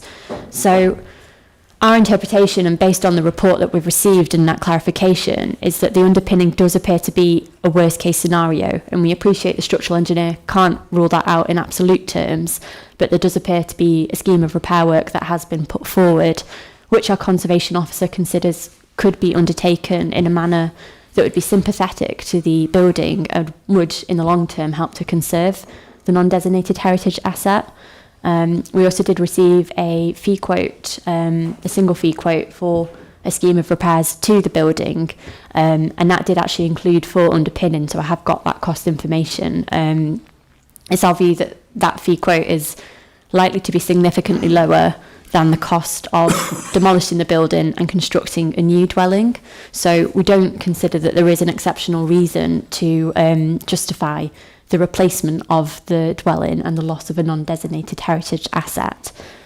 In terms of our policies, policy DMH9 does support replacement dwellings unless it involves the replacement of a cultural heritage asset, and also if that building is making a positive contribution to the built environment and the landscape. We've identified in both cases that the building fits those criteria. It is a historic building and it does contribute to the area. And as I said, we don't consider, unfortunately, notwithstanding the situation of the applicant, that there are any circumstances that justify a departure from that policy and the removal of the building. In addition to those points, policy DMH9 also requires replacement dwellings to achieve an enhancement over the existing building, and in the case of larger dwellings, a significant overall enhancement. And in terms of what is being proposed, it's not officers' view that the development would offer enhancement. We do consider the building to be overly large, and we don't consider it to reflect the existing historic character of the building that is already there. The scale and massing is considered to be inappropriate, and in our view it would result in harm to the character of the site and the landscape. So we also don't consider that the proposal would achieve that significant overall enhancement that the policy requires. Just a final point, there is a third recommended reason for refusal in relation to impact on trees. I just want to clarify, we have now received a tree survey from the applicant, which the tree officer has reviewed, and they have accepted that report. And so they do not have an objection to the proposal, subject to, if permission was granted, conditions for an arboricultural method statement and tree protection plan to manage impact on trees. So that is no longer a recommended reason for refusal. I just want to add, we have got our conservation officer here, so if members did have any particular queries about the historic significance of the building, then we can hopefully answer those. Thank you. Thank you. Right, we have two speakers. I don't know whether I've got them in the right order. I've got Anthea Wilkinson and Tom Johnson. Are you in that order? Or Mr. Johnson, you want to come first, do you? Okay, thank you very much. There's a seat in front of you, and there's a microphone in front of that, and there's a little button on the microphone somewhere which will turn a red light on. That's it. That's all. Okay, and then when you're ready, you can speak. Good morning, I'm Tom. We were here in 2024, and at that meeting it became clear that some of the members did not share the Conservation Officer's views on the quality of the house. We were told to get a care registered survey and revise the drawings because there definitely was something that could be done. We have done everything the committee asked of us. My family and I live in the Peak District. I am a local stonemason from the age of 15, and I care deeply about the character and the history and craftsmanship of buildings in the area. My intentions are to sympathetically rebuild an efficient keeper's cottage, and that is keeping to local surroundings. I truly believe the new design is visually attractive and respectful of the local character and heritage. However, living in the house has serious detrimental effect to our daily lives. We regularly wake up checking for rat activity in the house, which is distressing and frightening, and removing slugs from the kitchen walls. However, our greatest concerns is the mould and damp throughout the property. The problem is especially serious in our daughter's bedroom, where water cascades through the head of the window. I have photographs and videos to document this. We keep the house well ventilated, but it makes no difference. Thinking of Awab's law, it shows how dangerous mould can be. Care Register survey reports have confirmed that there are also serious structural survey concerns. The front wall is moving outwards. There are holes in the walls with gaps in the roof slates, allowing rodents and weather to enter.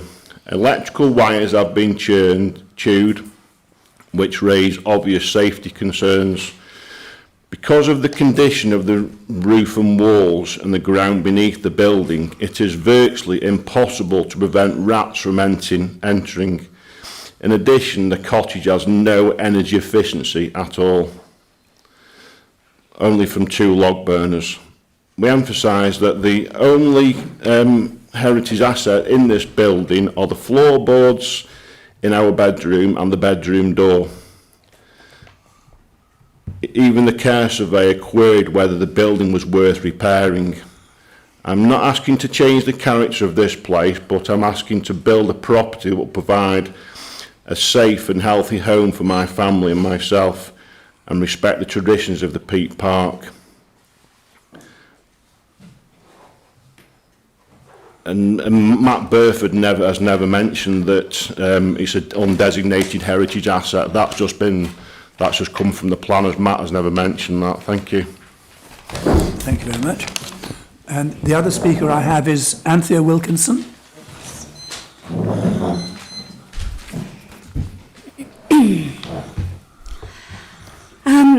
I am, of course, aware of the need for planning laws and restrictions and requirements, and indeed am grateful that they are in place because they ensure the protection of the lovely area in which I live. However, under certain circumstances, I think common sense also has its place in decision making, and I hope that this case is one to which it should be applied.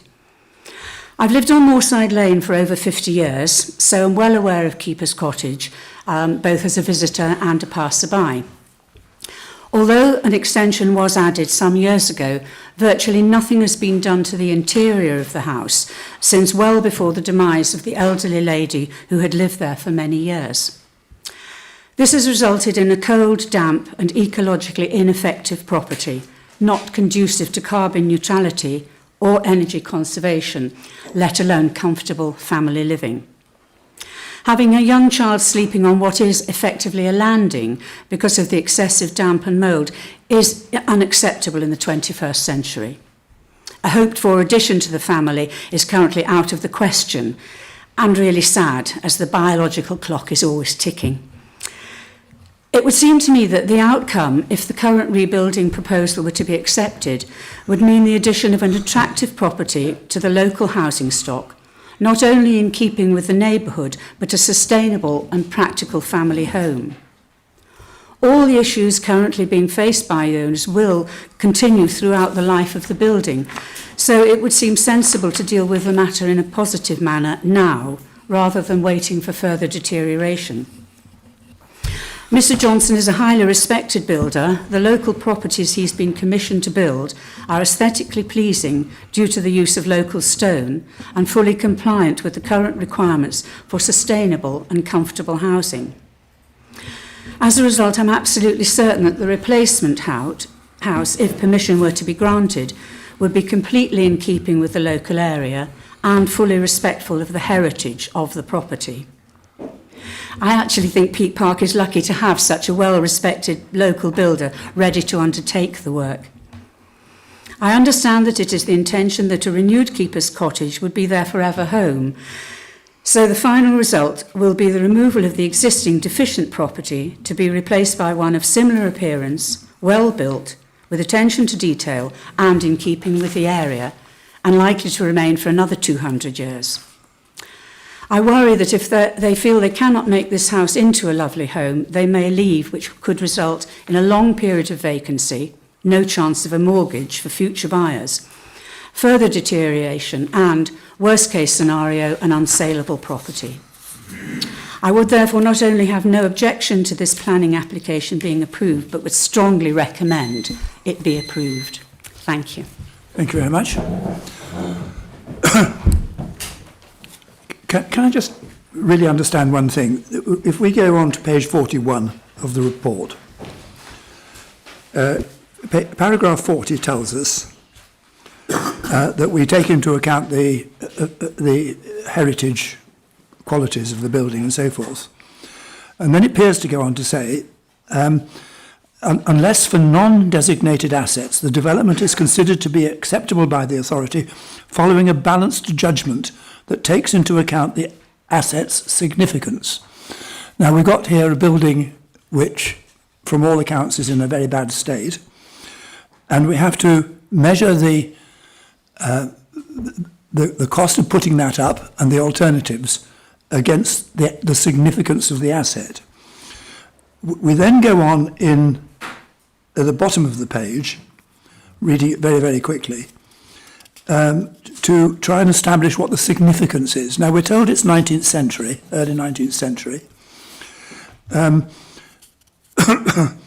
what we're not particularly told is, beyond that, what is significant about it.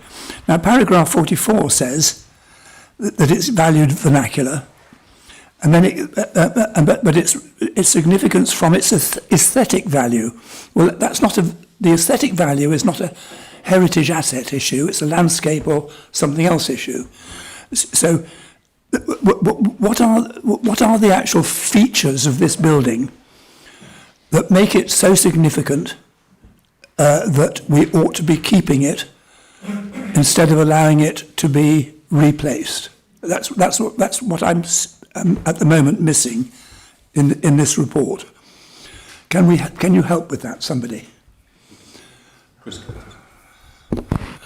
Yeah, I can speak to that. So I'm a senior conservation officer here at the National Park. So significance is defined as the sum value of, in planning terms of the heritage interest in the building. So that can be architectural and artistic interest, which includes aesthetic value. It can also include historic value, and that might include associations with other heritage assets, its relation to historic landscape character, and for some buildings, associations with historic events or people. In this case, the building is of some age, so potentially early 19th century. We don't know exactly when it was built. We know it was appears at least on a map of about 1840. And we know it has strong associations with the registered park and garden, which is just to the north of the site. The Tive map has it identified as being in the same ownership as the Limehall estate. So it seems likely, given its location, to be strongly associated with the management of the estate. Given that it had kennels and its kind of fairly remote position, possibly as a gamekeeper's cottage or some sort of other estate worker's cottage. The landscape itself is very little changed, so the historic landscape character is very recognisable from the early 19th century. So it sits right on the edge of the moorland, and Lime Hall, the Lime Park itself is a kind of interesting conservation area and park and garden in that it includes quite a lot of moorland to it. And this sits right on the kind of the fringe of that kind of moorland part of the Limehall estate. And then in terms of so it's significant in its relationship to the historic landscape character and Lime Park. There's reference to the Shrigley Hall estate, mainly because when we first looked into the building, it's kind of sandwiched in between two areas of Parkland. So you've got Shrigley Hall, and then you've got Lime Hall. But it is also of some, admittedly, low aesthetic interest because it's been reduced by the unfortunate windows and the lack of maintenance. So it's considered, through all of those things, to be of local interest, essentially. This is also outlined in the heritage statement, which is submitted by the applicant. Okay, thank you very much. And the other thing that we've got a couple of figures put in here, but the other thing I've not got clear from this is the viability of making it into a decent home compared with, I mean, that takes into account land value, the cost of restoration, the value when it's completed, and so on and so forth. Has that information been given to us? So what we have received is a fee quote, and that fee quote is provided by a builder, and that quote is based off the scheme of repair work, I understand, that the Care Registered Structural Engineer has provided. So the quote includes for the works to the front elevation, and it also does include for underpinning.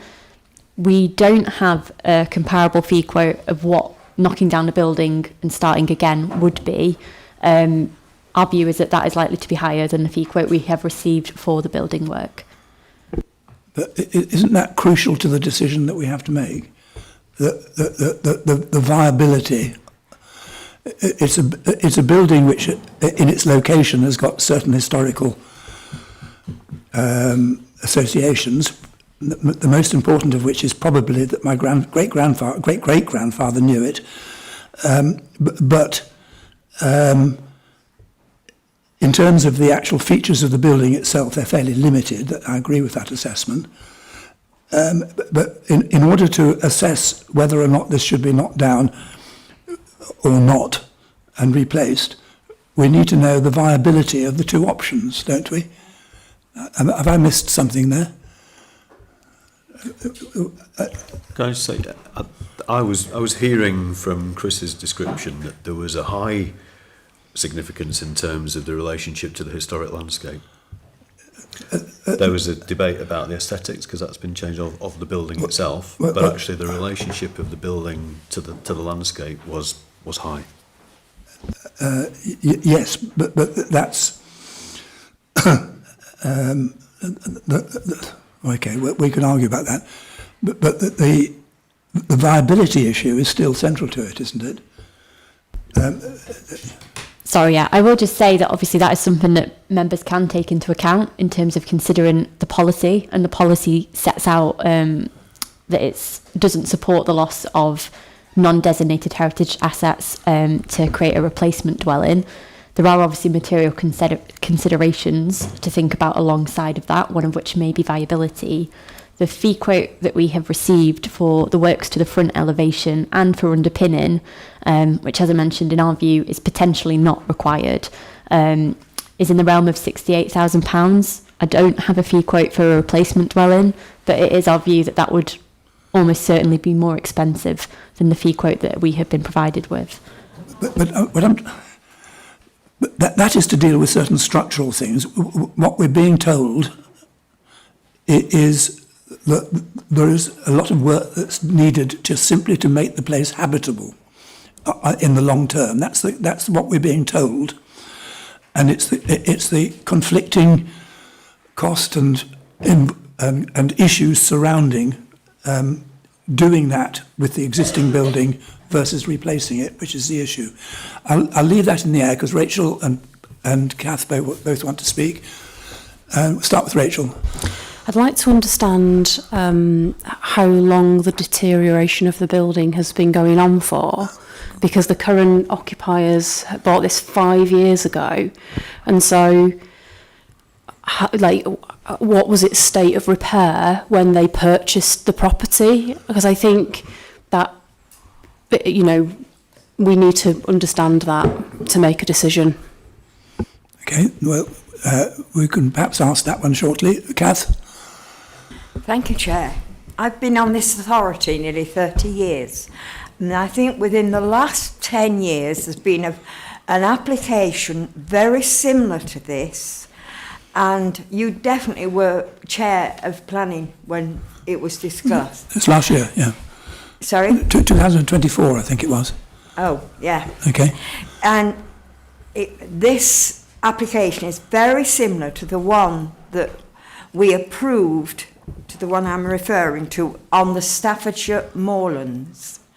So I cannot be duplicitous and vote against this when we've already voted for one very similar on the Staffordshire moorlands to be approved. So I don't know whether you want to look back in the records or what, but that's my stance. And I can't vote, as I say, against it. So if it comes to vote, I will be voting for it. Thank you. Okay, thank you very much. Other members? Ken? Thank you, Chair. Just on the point that Kath just made, I do think we need to remind ourselves that we have to treat these applications on a case-by-case basis, and that whatever we voted last time, it wouldn't have been identical to this. So I don't really think that we can make that comparison. I think, Chair, that we're between a bit of a rock and a hard place with this one, as inevitably things that come to committee. I was going to pick up the point that Rachel made, that the condition of the property at the moment appears to be the result of lack of maintenance. And what we're being asked to do is to sanction its complete demolition and removal and its replacement with a complete new building as a result. Now, I think there has been talk from, I think, both the speakers about heritage and the sympathy for the heritage, and how the replacement is going to somehow replace the heritage value of the existing building. I mean, frankly, Chair, that's just cannot be the case. What we're talking about is a new building. We are losing a non-designated heritage asset, full stop. We're replacing it with a large new building. We're losing the embedded energy elements of the existing. We asked at the last committee decision for a care commentary from a qualified structural engineer. That's been delivered, and effectively the advice that person seems to have given is being ignored, and we're still being asked to sanction the removal of a building which, as Chris has said, has historic links to the important Lime Park estate and to Shrigley Hall. It has important links to its surrounding landscape. It has importance in itself as an historic building. All that is to be swept away. And I think as well, one of the things that hasn't been brought out was quite clear from the site visit that we made some 15, 18 months ago, is that it is on the moorland fringe, and the reason in part that it's the moorland fringe, it's on the escarpment edge, and the land falls away to the west, over to the Cheshire Plain or wherever. We were able to view the centre of Manchester from that location and watch aircraft land at Manchester Airport and take off. It is a highly visible landscape location. At the moment, a relatively small property snugly fits into that landscape. What we're being asked to sanction is a building that is going to be significantly taller, significantly bigger, and therefore more obtrusive in the landscape. And I don't think that's appropriate. I think there appears to be evidence in the structural engineer's report that the property can be brought back from where it is now, and I would much prefer to see those repairs undertaken to the existing property and us consider a significant extension to the rear, which doesn't impact on the overall scale of the property. That might not be acceptable in either conservation or planning terms, but that would be my preference, to retain what we can that is of historic value, which we are led to believe can be retained, and then work around that. I think that we have heard, it's dangerous territory, but I'm going to enter it. We've heard about the suggestion that we should apply common sense. Now, at the risk of receiving ribald commentary and laughter from members, we have been advised previously that common sense has no place in planning, and whilst that usually evinces sniggers, I think it is appropriate that we must be careful, because one person's common sense is another person's anathema. They are relative concepts, and I think we need to be wary of that. But that may, and I don't wish it to, but I mean, it may divert from the issue it is to hand, that we need to consider how this building can be, from my perspective, retained in the landscape, that will benefit the occupants, that will benefit the landscape, will benefit the heritage. There are ways forward. I don't think this is it, to wipe it away completely. Thank you, Chair. No. Okay. Ginny? Thank you, Chair. I have to say I do agree with an awful lot that Ken's just said. I have had experience in the past of a non-designated heritage asset which was in worse condition than this, which was completely repaired with the structural engineer's report taken into account. This is a building that's very visual in the landscape, and I think we should be very much aware of that.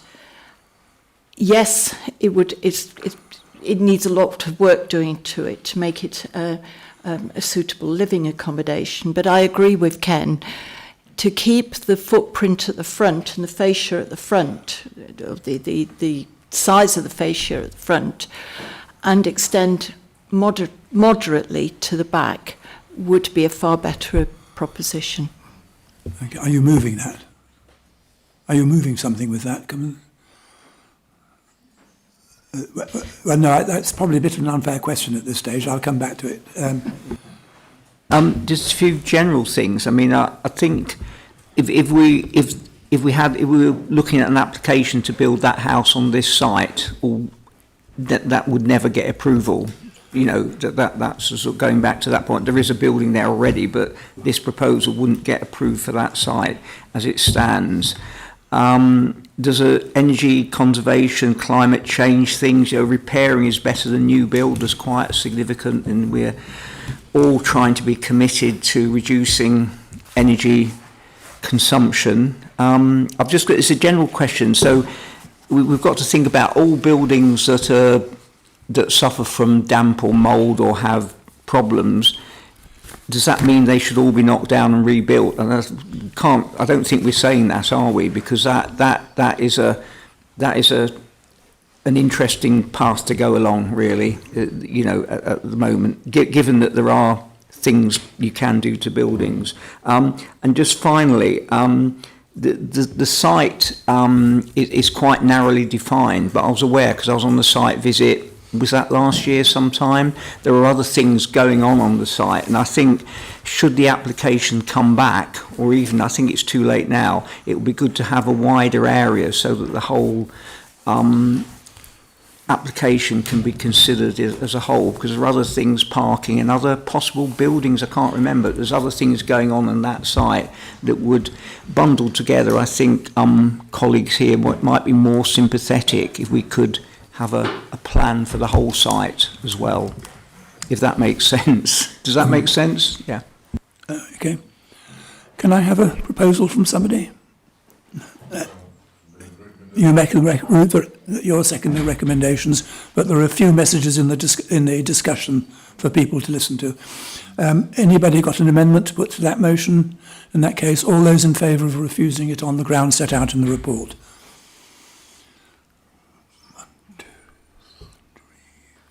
That's carried. Those against? 1. Those abstaining? Could I have my recorded, please? And Kath wants hers record. You got that? Okay, thank you. Right. We're now moving on to Barn at Brentwood Road, Bamford.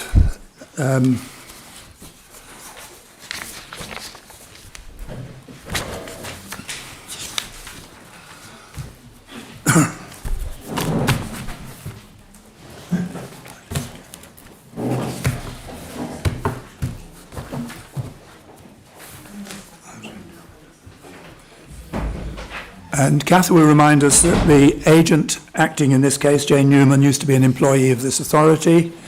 Who's going to present it? You, Hannah?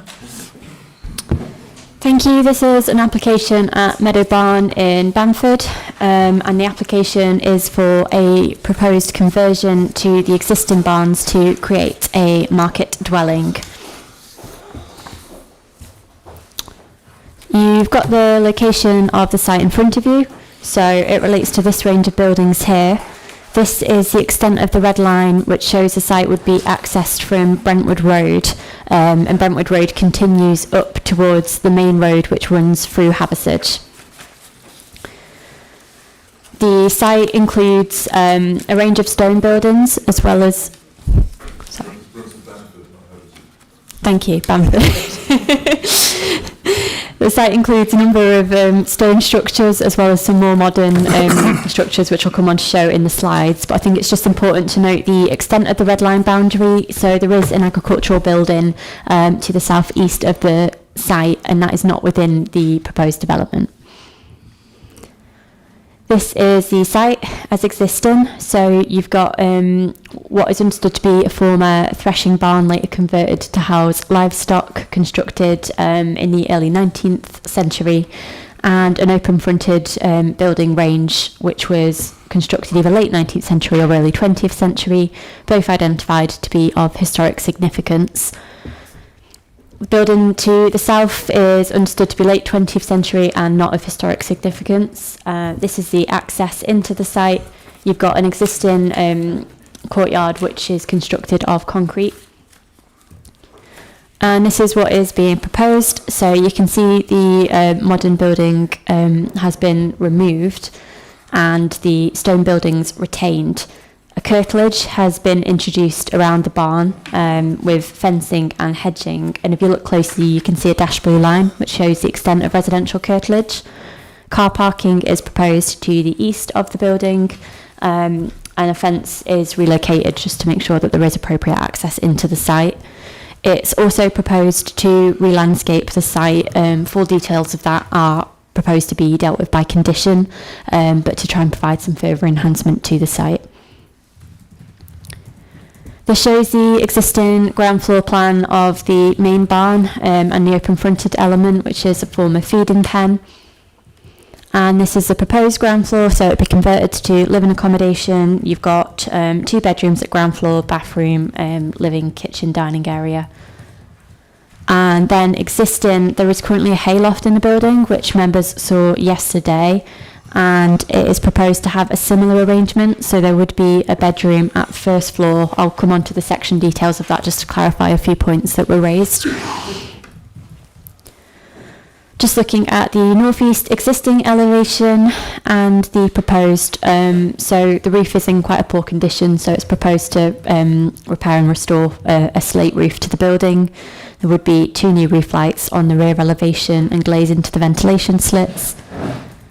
This is the northwest elevation of the building, so that's the elevation that you see as you arrive along the track towards the site, and you can see the modern buildings attached to the side. So the proposal shows those buildings removed, glazing is introduced to the existing openings, there is a single roof light, and then importantly the existing roof, which is sheeted roofing, is going to be replaced and restored with a slate roof.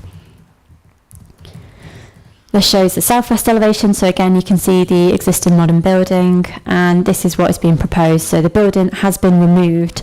If you look closely you can see there's an adjustment to the pitch of the building, so there are currently some modern interventions that have raised the pitch of the roof slightly to make it shallower, that they would be removed and a traditional 35-degree roof pitch would be introduced. This element shows there would be glazing into that open-fronted element of the single-storey section of the building.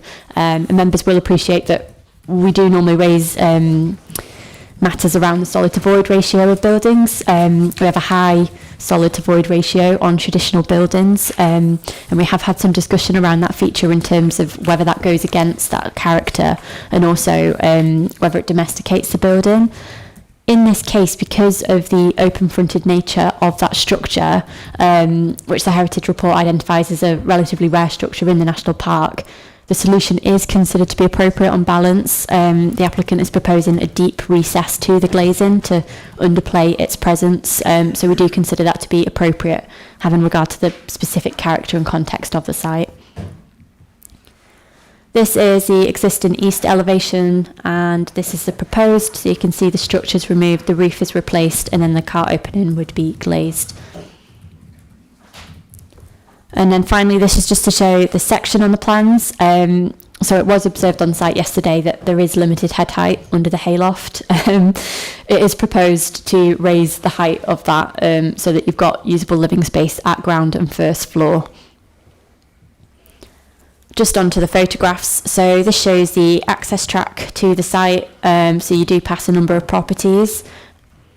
This is the track again, looking back towards the settlement. And then this is approaching the site. So that is the rear elevation of the building. And you can see the modern structure. And that's a closer photo of the building and the modern structures. This is the agricultural barn that is on site that members saw yesterday, and you can see also the hard standing of the surfacing of the courtyard.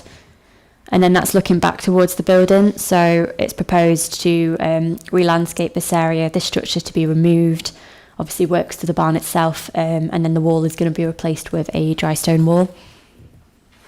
And then that shows the single storey element, so as you can see, there's repair work needed to that building.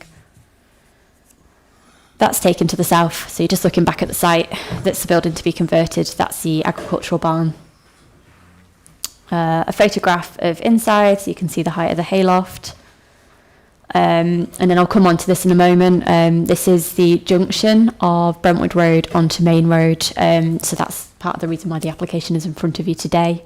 And that's looking back up the hill from the same junction. So in terms of the application, it is being recommended for approval. However, the application has come to Planning Committee due to an objection raised by the Parish Council in relation to the intensification of this junction. Because of the location of the site, any vehicles from the site would need to use Brentwood Road, and then they would need to use this junction onto Main Road. And the concerns raised are the quality of the access in terms of visibility and parked cars on one side of the road.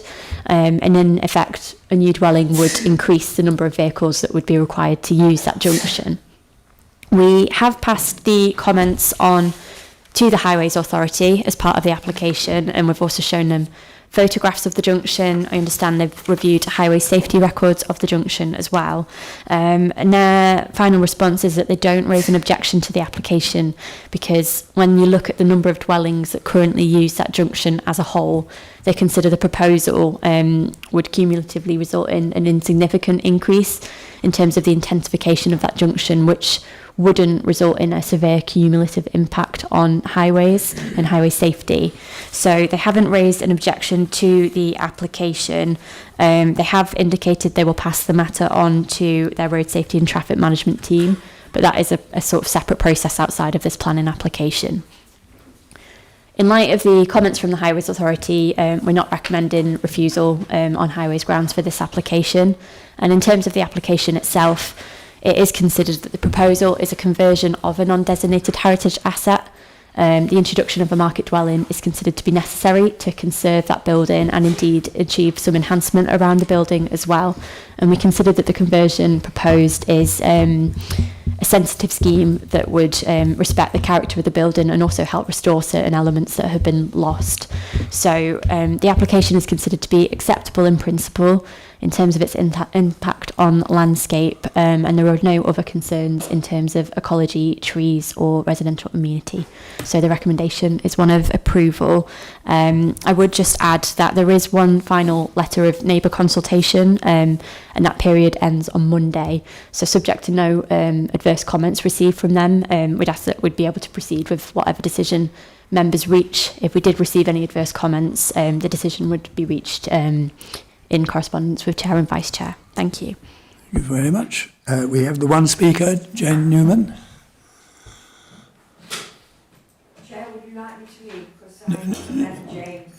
Well, we all do. We all do. There'll be nobody left if we do that. On the other hand, we could all leave. I mean, It is 6 years ago, I think, you know. Yeah, it's a long time now. Never by design, though. you're wasting your time. Get on with it. Sorry. I am here to speak in support of the recommendation in relation of approval for the planning application at Meadowbarn, Bamford. I'd like to thank your planning officers, in particular Hannah Freer, who's been constructive throughout the process. The barn is no longer suitable for modern agriculture, and this scheme will give it a sustainable future while retaining its character and delivering a home. The scheme also involves the removal of unsympathetic metal lean-to additions to the barn, and we've also agreed that we would have no issue with the condition requiring the removal of the pole barn to the rear, which is it's barely a building. The scheme's been designed to take into account the historic qualities of the building. It aims to retain the agricultural character of the barn and the wider field by avoiding a formal access or domesticated planting beyond the immediate environment of the barn and its curtilage. I am sympathetic to the Parish Council's concerns. I'm sure that some of you remember that in 2013 a cyclist travelling downhill on Main Road was killed by a car turning right into Brentwood Road, and this was obviously a tragic occurrence for all involved and the local community. However, since 2013 there have fortunately been no recorded accidents at the junction at any scale, and there is no evidence of a pattern of incidents which would indicate the junction is actually substandard. The Highway Authority do not have any concerns about the proposal. The authority's policies support the conversion of barns where conservation of the heritage asset is delivered through conversion. Your officers have recommended approval on this basis. I appreciate that some members may have concerns about the adjacent modern portal-framed agricultural building and perhaps would prefer to see this removed. The field in which the barn is located is in agricultural use, and this will continue in the long term. The authority's policy documents set out that modern agricultural buildings are acceptable because they support agriculture and in turn the landscape of the national park. My client is keen to ensure that future agricultural users of the land have a building to store equipment or to provide stock shelter. The current building may well be replaced in future with something more modern and possibly more visually appealing, but this does not form part of the current proposal and it's outside of the red line area. Retaining the current building ensures that there is no point at which the field is left without any storage or stock shelter and retains the principle of a building for agricultural purposes. If the application is not permitted, then there is a good chance that the building will fall into further disrepair, endangering its historic features. The public benefit of the conservation that the proposal delivers is considerable and carries considerable weight in the planning balance. The proposal is in line with the authority's policies, and on this basis, I ask that you permit the development. Thank you very much. Well, we did a site visit yesterday. I get the impression that most members were quite impressed with what they saw. I'm happy in the hope that it's not controversial to move it from the chair. Seconded.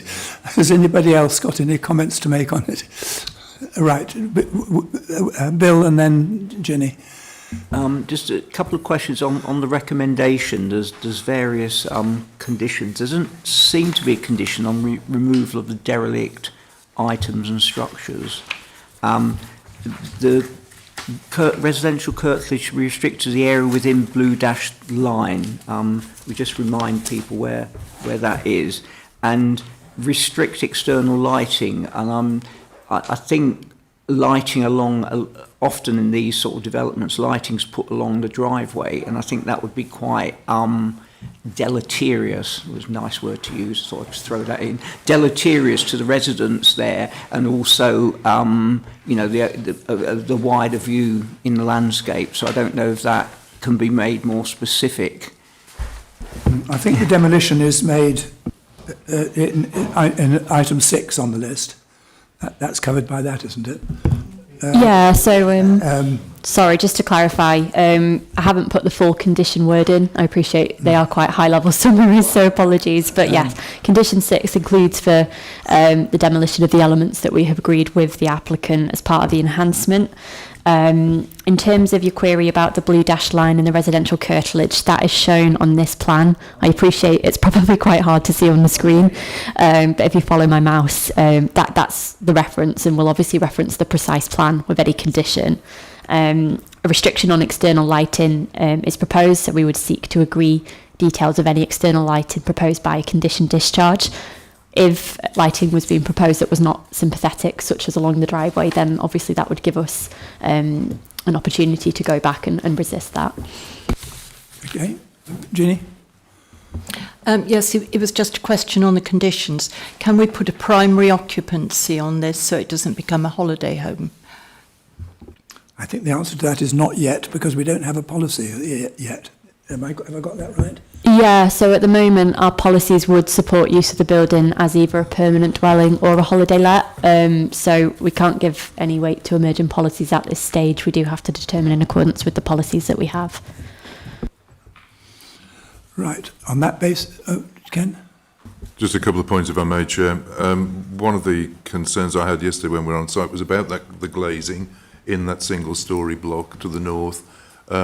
But I was both reassured that the boundary works to the south will provide some screening, but also in looking at what's proposed for that area, it's the main bedroom and bathroom area, which suggests lower use than might otherwise be the case. My concern was that light pollution, given the fantastic views across the valley, could be quite intrusive, but I think that has been dealt with. The only other thing, just a question, the trackway from the made-up road to the property is pretty grim, and we were told on site that, I think quite rightly, the applicant would be wanting to maintain it pretty much as is, so that it had a more rural feel to it. But does that mean that we're looking at two runnels across the landscape with a green centre, or are we looking at something that might be proposed completely across that track route? Yeah, so the proposal at the moment is to retain the twin track arrangement that is currently there, but the track would be hard surfaced to something a bit more suitable. There is a condition proposed for hard and soft landscaping, so we can agree the precise detail of what that would be by that condition.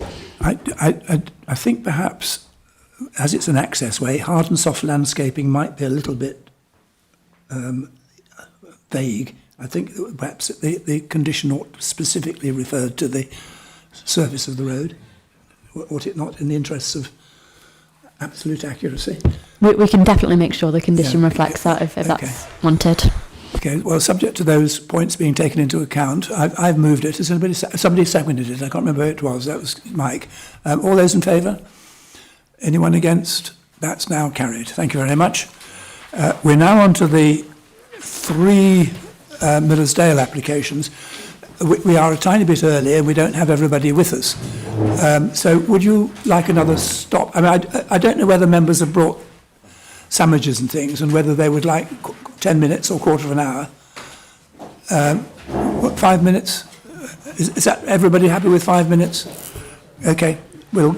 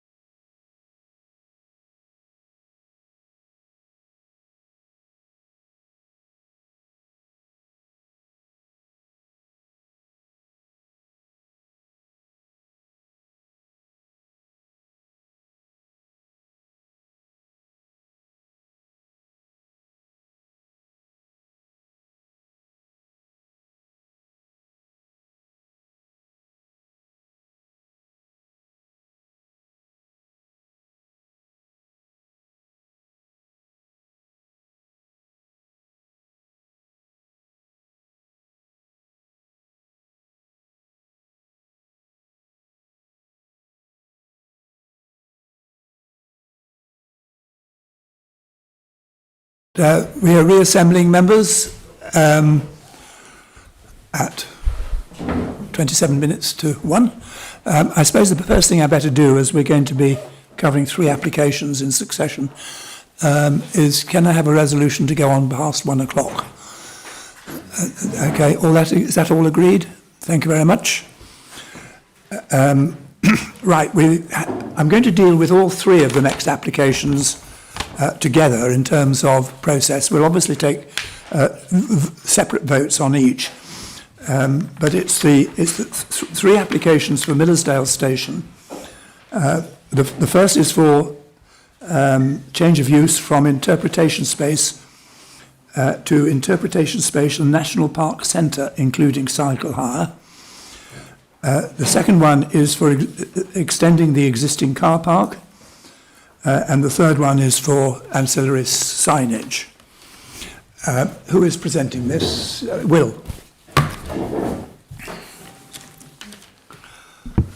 So I'm actually going to be covering item 9 first, which is the full application for the extension of the existing car park to the west along the line of a Monsell Trail at Station Car Park, Millersdale. So the site is Millersdale Station, a mixed-use site comprising of a car park, cafe, public toilets and interpretation space. The site sits on a level cutting in rising land, with the surviving station buildings located to the east. The Monsell Trail crosses the site along the route of a former railway. So a bit of context here, we are in the Millersdale Conservation Area. To the west of the site is the North Viaduct, which is Grade 2 listed, and the South Viaduct, which is Grade 2 star listed. The station building itself is not listed, however, we do consider it to be a non-designated heritage asset. Down here is the Peak District Dales special area of conservation, and then around here, just outside of the red line, is the Wye Valley Triple SI. We're in the Limestone Dales landscape character area, and the closest properties are Station House, which is here, and then Dale View and Wrigleyton, which are opposite the access. And further down here, there is a bus stop as well. So a bit of context on the existing site. The existing car park has approximately 80 car parking spaces. And it also has this informal area here, which is unmarked and is currently used by large vehicles like minibuses and horse boxes. So the proposal itself seeks planning permission to extend the car park approximately 65 metres to the west to provide an additional 48 car parking spaces, including the formalisation of the overflow area. So primarily what we'll be looking at here is the principle of the development and the justification, the impact upon the special qualities of the national park, amenity, highway, and then we'll be looking at it in the overall planning balance. I'd just like to take a moment to talk about the policy principle for this application, as it is quite significant. So policy DMT7 states that new or enlarged car parks will not be permitted unless there are clear, demonstrable need demonstrating public benefits. Part B of this policy states that new and enlarged car parks would typically require the removal of on-street parking.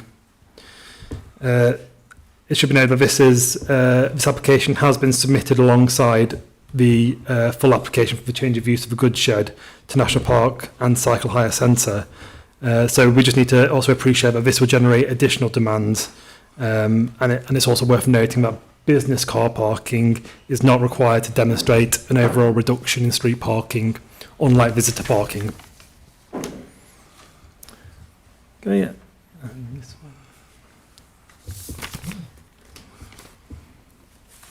So here we have a brief overview of the car park extension. So you can see the over here is the overflow area, and then below that, which is currently verged, will be 13 spaces will be created, and then through an existing gateway, we're proposing 37 additional car parking spaces.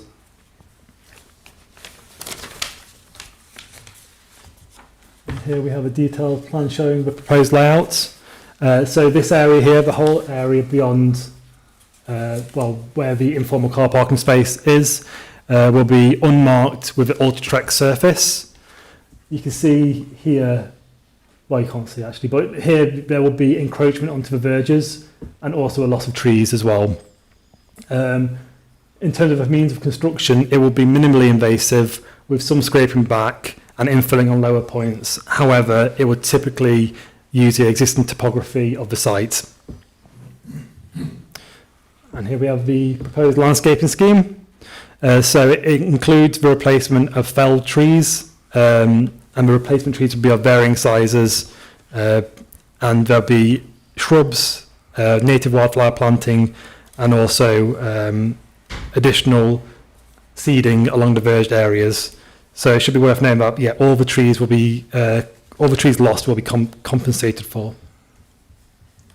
And I'll just go through the photographs. So here's the end of the formal car parking area, and this is looking onto the informal area. There, get it closer. So the additional extension will be beyond the gate posts. And here's looking back. So in terms of how far it will extend out, it would be to around this area here. So encroachment into this verge here, and then this verge here as well. And this is just looking back along the Monsell Trail. Another area of the verge. And here we go, that's a better photo of that. So that will be included within the car park. Okay. So moving on to the justification for the development, which is required by policy DMT7. The application has been supported by a car park capacity report, which assesses data across a 9-month monitoring period. It uses the basis of tickets sold, and the report assumes a one in, one out per transaction based on when the ticket was purchased and the time the session was expired. The report found that the maximum number of cars recorded via the ticket sales on a daily basis exceeded the 80 car parking space capacity approximately 33% of the time over the monitoring period.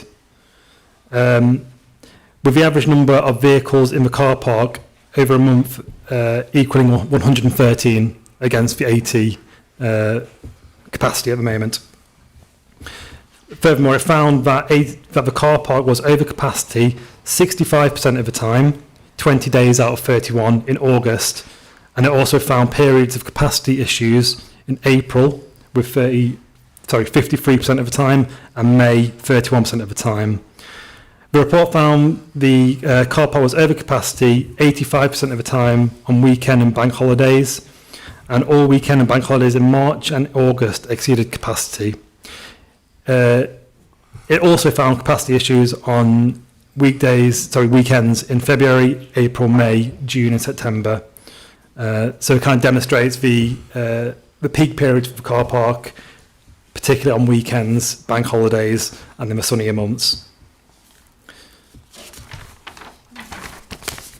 Okay. So it's also worth knowing that the application does not propose a reduction in on-street parking. The road outside the access is already double yellow lined. Furthermore, there are no opportunities for pop-up car parks to address the transient need at peak times.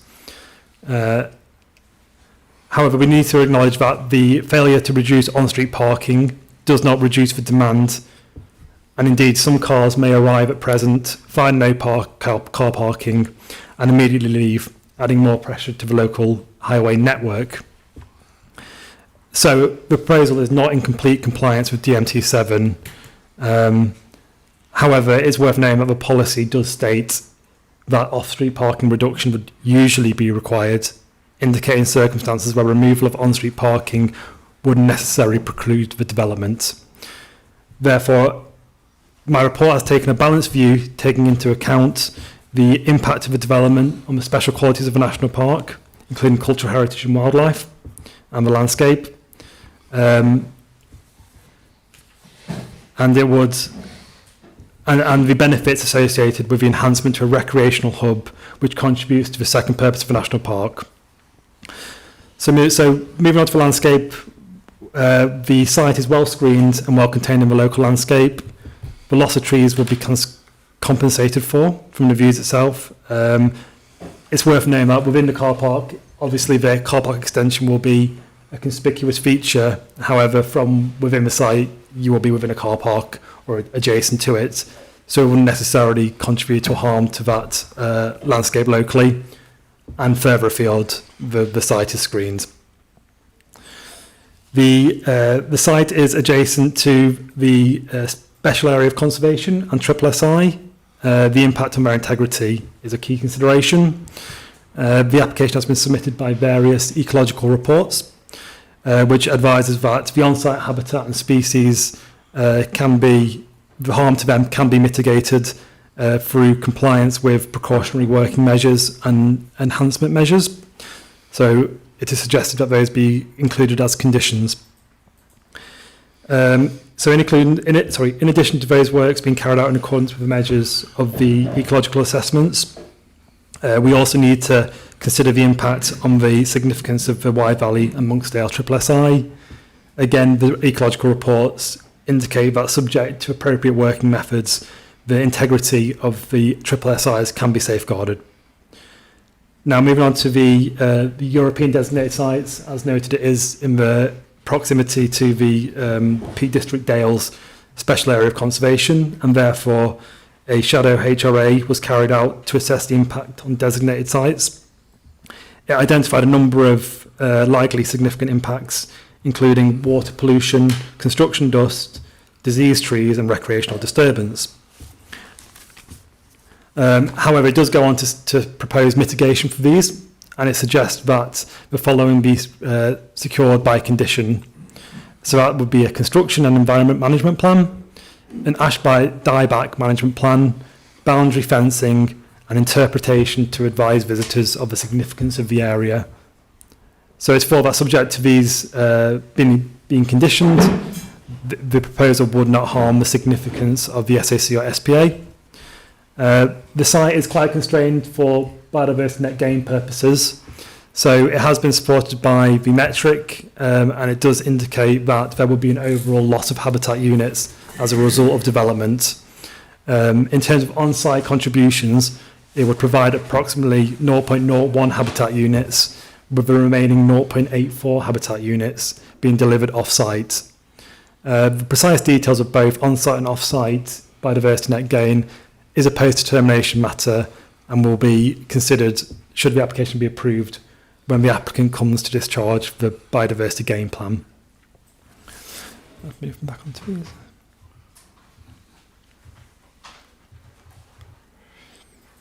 Okay. So with regard to cultural heritage, we need to consider the impact of the proposal on the conservation area, adjacent listed buildings, and site as a whole as a non-designated heritage asset.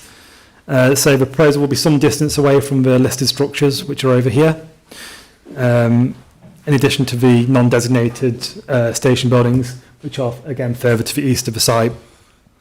It would not interfere with the contribution the station and the viaducts make to the significance of the conservation area, and we feel that the proposal would not have an adverse impact on the setting or significance of any of the designated heritage assets. So therefore, there will be no harm to cultural heritage. So the area is also an EA source protection zone, which seeks to safeguard protected aquifers. So the application has been supported by a Phase 1 geo-environmental report. Following reconsultation with the EA, they resolved to make no objection, subject to several pre-commencement conditions. And subject to the pre-commencement conditions included within the report, there will be no impact on the EA source protection zone or the protected aquifers. So, as noted, there are a number of properties nearby, near the entrance and also further into Millersdale. So, looking into residential amenity, it is acknowledged that the additional 48 parking bays would intensify the use of the site, particularly at peak times. And representations have raised concern over the impact of the increased car parking on communities and villages. Now, we consider that the neighbouring properties immediately near the site, including near the access, would notice an increase in visitors at peak times. But we consider this not to be to an unacceptable level. Indeed, the increase in parking would direct visitors to a facility which has been designed to accommodate a high volume of visitors to the national park as a recreation hub. So looking beyond further outside the site, we do not think there will be an impact on residential amenity further afield. With the further out from the site you go, the impacts becoming diluted. In addition to that, we do not think that the increase of 48 spaces would have a detrimental impact on the highway network locally. And again, the further out you move, the impacts will be less pronounced. We have had no formal response from the Highway Authority. However, there has been, the Highway Authority has advised that the proposed access is acceptable for the intensification of use and that there are suitable visibility displays. Another point worth noting is the number of representations we received raising potential concern over the impact of the proposal on horse riders and equestrians. So at present, this is the informal area here, and it is understood that it is used by larger vehicles, including horse boxes. They've raised some concerns about horse boxes needing to be parked diagonally or horizontally as opposed to vertically, and the provision of vertical car parking spaces impacting their ability to offload and unload horses. There's also been some concern raised over the fact that the horse box parking will be pushed further into the site, where where the bays will be formally laid out. So beyond this point, there will be it will be cars only. It is understood. So the horse boxes will have to park either in the dedicated large vehicle bays here, or anywhere else on the site, but having to pay for the number of bays they cross. So in terms of the actual provision of horse boxes, it would not necessarily decrease that. However, I think a lot of the representations have also raised concerns over the ability to get the horse from the car park to the trail itself, which again is noted, and it would be slightly more difficult than at present. However, there are a number of cut-throughs from the car park onto the trail. So we do not think that it would necessarily preclude their ability to enjoy the Monsell Trail as a recreation hub. And in addition to various concerns, others have raised concerns over wear and tear and overcapacity issues on the Monsell Trail. However, we do acknowledge that the applicant is the owner of the Monsell Trail, so any upkeep is their responsibility. And with regard to capacity issues, we also need to acknowledge that the site is a safeguarded recreation site for walking, cycling and horse riding. So it would not be surprising for the use of that to increase, nor would we expect any potential conflict between users of that when it is safeguarded for all those different visitors to the national park. So moving on to the overall balance then. So we acknowledge that the proposal would be in slight conflict with policy DMT7 through not removing the off-street parking. However, considered in the wider balance, it's worth noting that the development would conserve the national park qualities. It would enhance the opportunities for the enjoyment of the national park. It is in compliance with our relevant recreation policy, and there is no evidence to suggest that it would have an impact on amenity, the quiet enjoyment of other users of the trail, and there would indeed be some modest benefits for businesses along the Monsell Trail through increased visitors. So on that basis, we think that the slight conflict with policy DMT7 should be outweighed in the wider balance. And then shall I just move on to the change of use application? Can we be fairly quick with this, because I know one or two members are anxious to go. That's okay. Yeah, well, I've done most the side context, so I won't bore you again with that. But so this application seeks planning permission for the change of use from the goods shed from a self-guided interpretation space to a space comprised of interpretation, National Park Centre, including small-scale retail and a cycle hire. So it is understood that the proposal makes provision for approximately 20 to 30 e-bikes and 60 to 80 standard bikes with a number of accessible vehicles as well. It will be open from 9 until 5 o'clock and it will be a seasonal use. It would require the loss of 2 car parking bays here. So the relevant policy of this is RT1, which says that recreation policy is supported, which encourages the understanding of the national park and are appropriate to the valued characteristics. New provision must justify its location in regard to environmental capability. It should, where possible, reuse historic buildings, and it would not cumulatively or individually impact people's enjoyment of the appropriate recreation, including quiet enjoyment. So there's going to be no, moving on to the landscape, there will be no changes externally to the building. The only impact will be the loss of 2 car parking bays. It is noted that it would facilitate the increase of additional people onto the Monsell Trail, which may have an impact on people's quiet enjoyment of the national park. However, we need to also acknowledge that it is a very busy site, and the additional cycles would not meaningfully contribute to any further reduction in their ability to enjoy the national park. So there's going to be no landscape impacts as a result of the proposal. For ecology, moving on to ecology, as noted, it's close to Wye Valley and Peak District Dales SAC. As you'll see from the report, it's recommended that this application only be approved subject to the car parking being delivered through a separate application. So the impact on the SSI and Peak District Dales SAC is considered to be addressed through that application, and that includes the measures such as the fencing, interpretation, and of measures like that. So the proposal wouldn't impact the significance of the protected sites. And as you can see here, there'll be no external changes to the building itself, so there'll be no impact on the cultural heritage of the area. And then amenity, there'll be a small increase in vehicles using the site, in particular association with the cycle hire. So there will be a slight intensification of use. However, we do not think this will give rise to amenity concerns.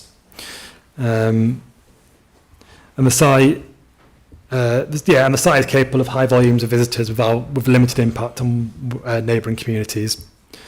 Similarly to the car park extension, the development is considered to be acceptable on highway grounds with a safe access, and the cycle hire and National Park Centre is accessible by public transport 7 days a week, seven times a day. Similarly to the last application, there were concerns over wear and tear and potential conflict with other users of the trail. However, again, it's worth noting that this is a safeguarded site, and it's expected that cyclists would use that. And indeed, the increase in cycles from a new cycle hire would not be to an unacceptable level or over capacity when you take into account the Monsell Trail being 11.5 kilometres long. So the proposal is acceptable in principle. It would not adverse the valued characteristics of a national park. It is suitable with regard to environmental capacity and would encourage and increase the opportunities for enjoyment of a national park special qualities, and is therefore in compliance with the relevant policies there. And then finally, just moving on to the advertisement consents. So this is in association with the cycle hire and National Park Centre. Don't need to explain that. So this is the car park elevation. This will be the doorway used for the cycle hire. And as you can see, there is a cycle hire and Peak District National Park Centre sign, which would be aluminium composite. And there's that one. And this is on the platform side, so from the Monsell Trail itself. And again, another National Park Centre sign in grey. Corporate branding in aluminium composite again. And this is the view from the trail and the platform. And this is the gable end, again another small sign. Given the size and design of the signs, we do not think it would have an impact on the visual amenity of the area with regard to landscape or cultural heritage, and there are no public safety concerns from the signage. So it is recommended for conditional approval. Thank you. Thank you very much. Right, we've got 3 speakers, and I'm going to deal in the same order that Matt's dealt with it. So I'm going to ask Dr. Mayer if she would like to speak first.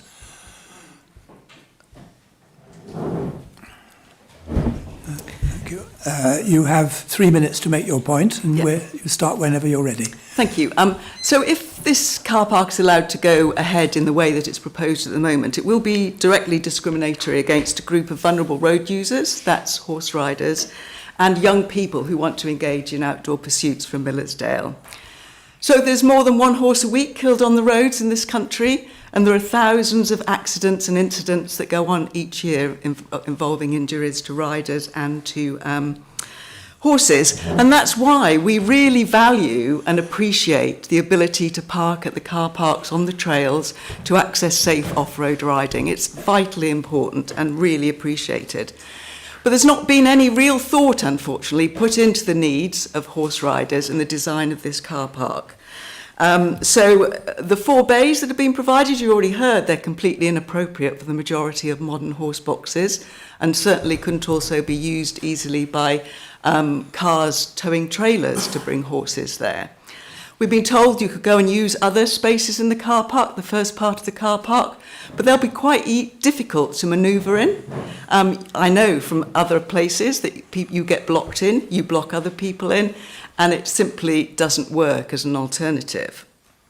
But also, there are 4 bays here at the car park, large bays, and they're to deal with all the large vehicles, apparently, that use that car park. Well, I use it a lot, and I know that every day of the week there can easily be more than 4 large vehicles, and the vast majority of those are minibuses. And those minibuses are bringing the hundreds of young people who come to go abseiling, to be involved in DOV, and to be doing field trips.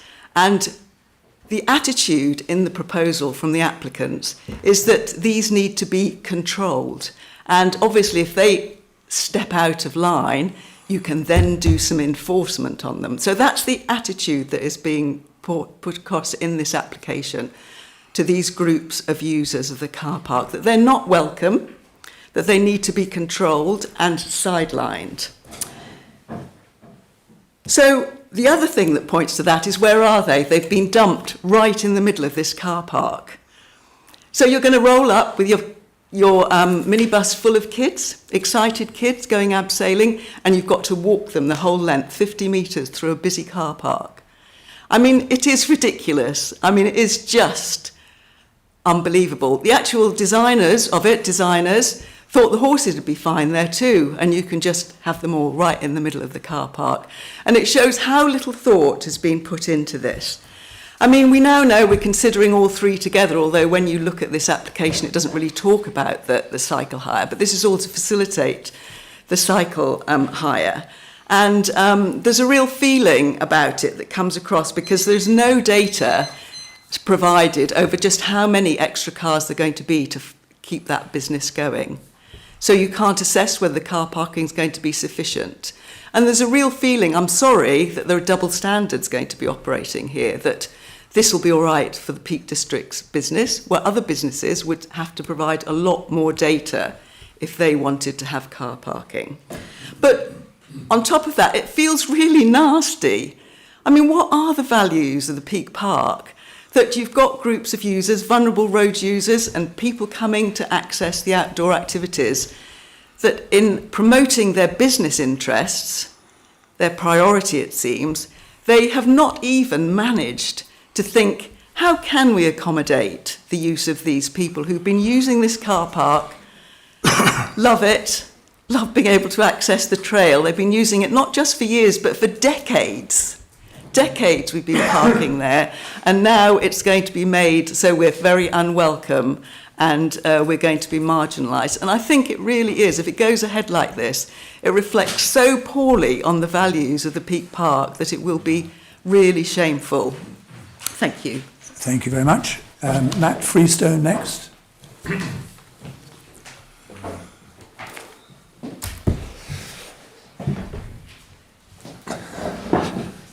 Okay.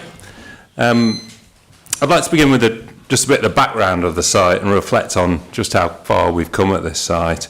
A decade ago, this was a relatively underused ranger base and in pretty poor condition. Today, we've got a thriving cafe. Goodshed has been rebuilt and transformed into an interpretation space that preserves a valuable heritage asset for the future. We've improved the car park, introduced better accessible spaces, installed EV charging points. We've got a new sewage treatment system. We've got a changing places facility, making this a truly accessible site. And we're currently refurbishing the public toilets to meet the demand. As a result, the site now caters for around 130,000 users each year, and all car parking income is reinvested directly back into managing the trail, and it was one of the very few income streams we have down the trail, car parking.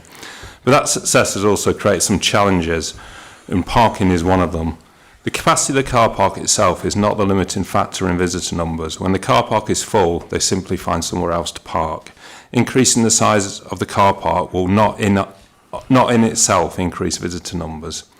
We do, however, have issues with minibuses and larger vehicles occupying multiple spaces and with irresponsible parking on verges and surrounding roads. At present, large vehicles parking on the unsealed surface take up far more space than is acceptable. Some vehicles, including horse boxes, can take up 8 to 10 spaces in the current arrangement. And providing a small number of designated spaces for extra large vehicles is likely to improve the overall experience for site users. Horse boxes will have the option to use the designated spaces or pay for the number of standard spaces that they occupy.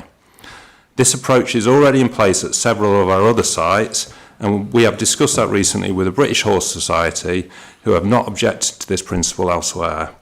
Demand for horse box parking is also very low. We only have 78 transactions for horse boxes per year. Over 2 years, and that accounts for 0.1% of the overall transactions. We need to address the issue of larger vehicle parking, and our proposal, we feel, represents a fair and pragmatic solution. In terms of the overall capacity, the vast majority of visitors, particularly at busy times, are here to use the trail. We've seen significant growth in visitors in Cheadale and especially the stepping stones down there, but that growth is driven by social media exposure, not by parking provision. It's worth noting that the busiest section of the trail by far is the Bakewell and Hassop end, with approximately 185,000 users per year, compared to around 130,000 at Millersdale. So this proposal may actually help to redistribute the use towards a quieter end at Millersdale. Finally, I just want to emphasise the broader value of the site. It brings thousands of abseilers and climbers, tens of thousands of cyclists, hundreds of thousands of walkers and families, as well as horse riders and mountain bikers into meaningful contact with the national park. Through these activities, people build a connection with this landscape, and that matters. These are the people who will value I'm going and to have depend. to give you your 3 minutes. I'd be grateful if you'd wind up. Okay, I'm on my last sentence. I know that Rachel wants to speak before she has to leave, and we're running out of time. I'm on my last sentence. So this matters. These are the people who will value, defend and protect the national park into the future. Supporting responsible access and engagement is fundamental to our purposes as the National Park Authority. Okay, thank you. Right, and then last of all, I've got Hannah Turner.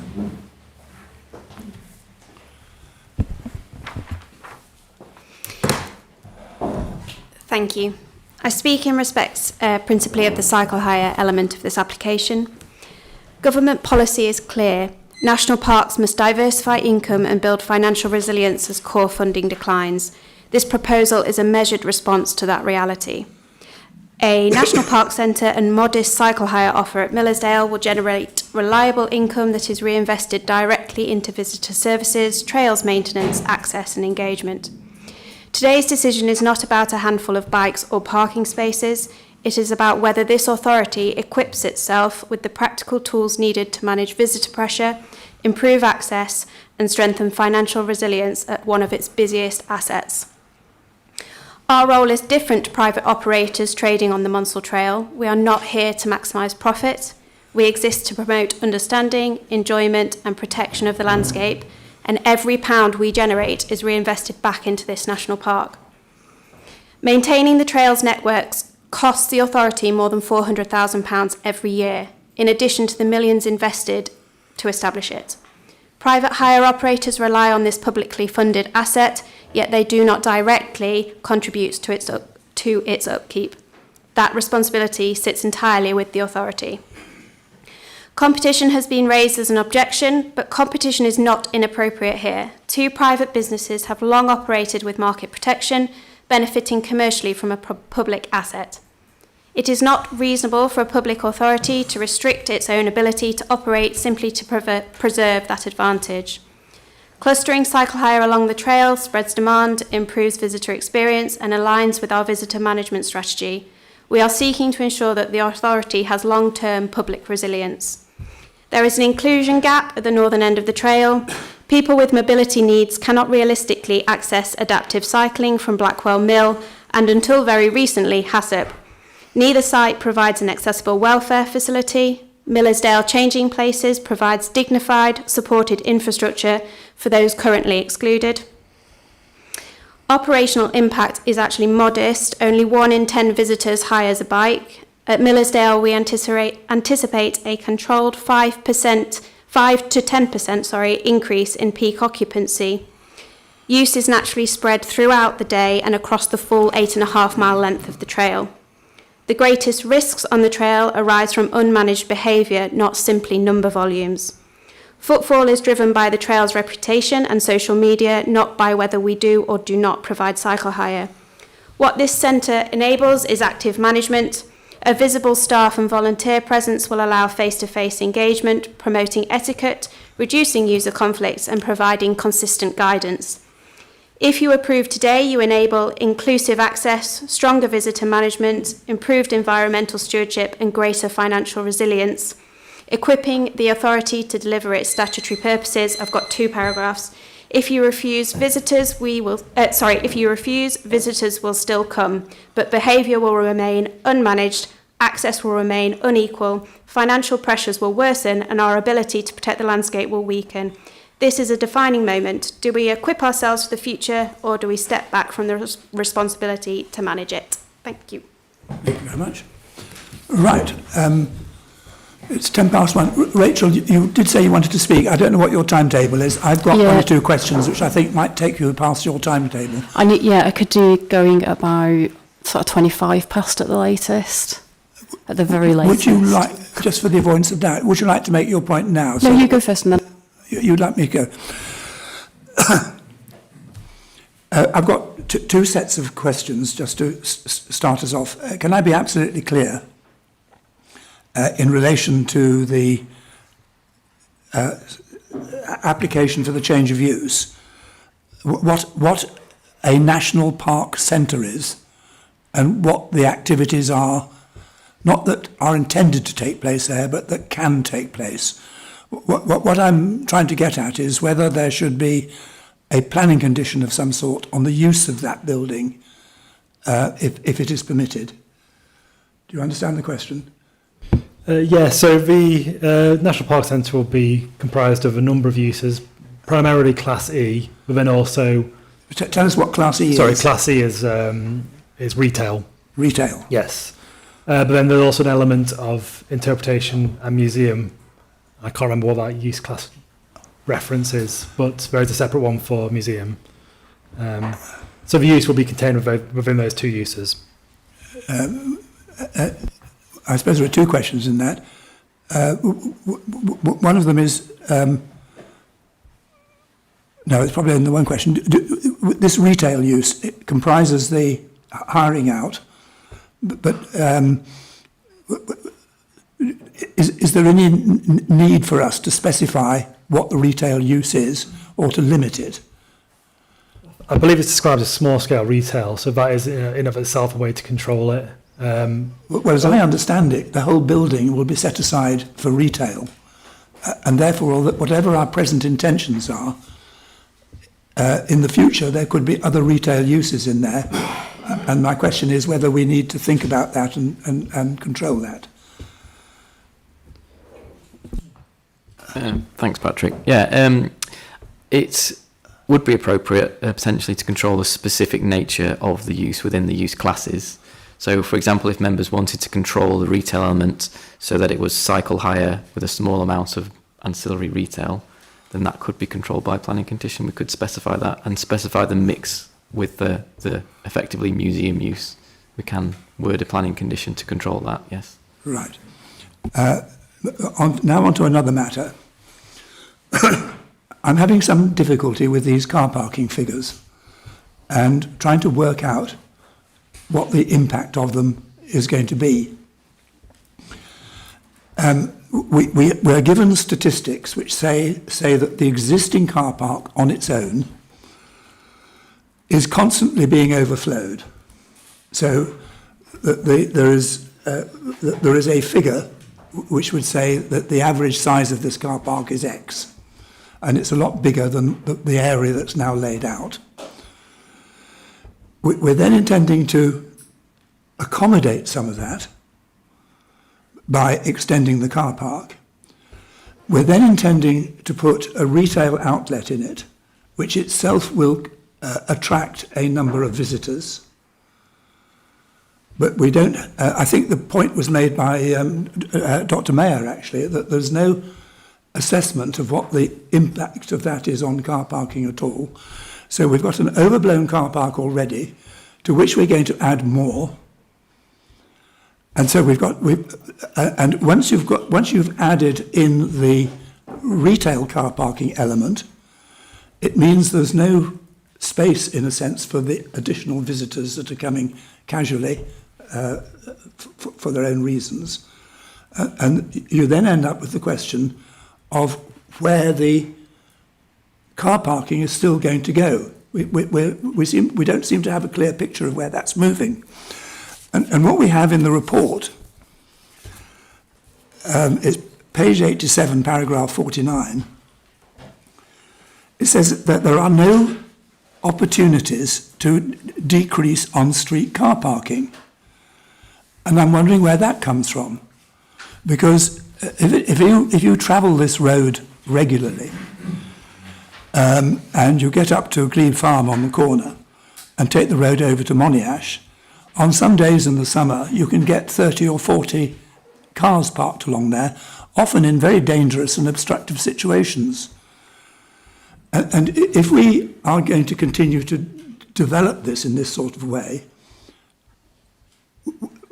I'm wondering how we think that there is no opportunities to decrease on-street car parking.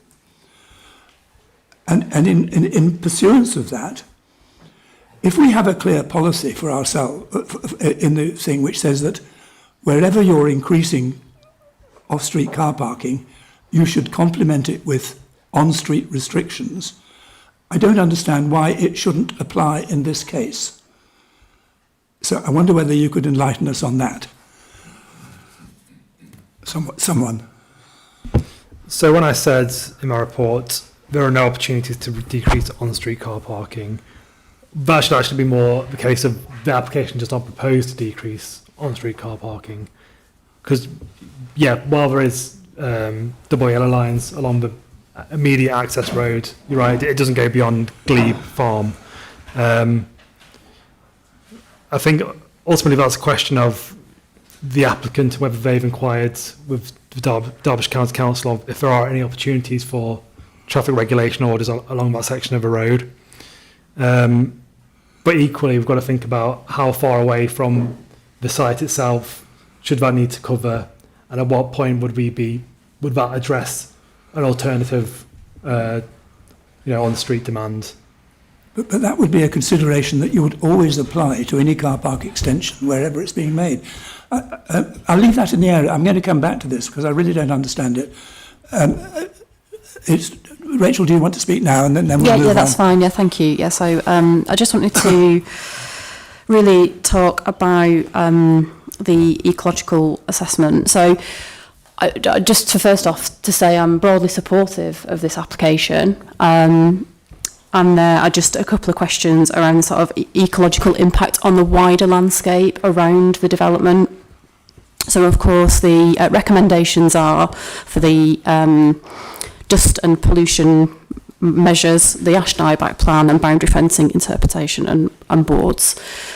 This development is going to increase the capacity within the area and people visiting the area. And that's great from one perspective in terms of more people having great access to really great quality nature, and that's really important in terms of nature connectedness, so that's a real positive. On the obverse side of that is that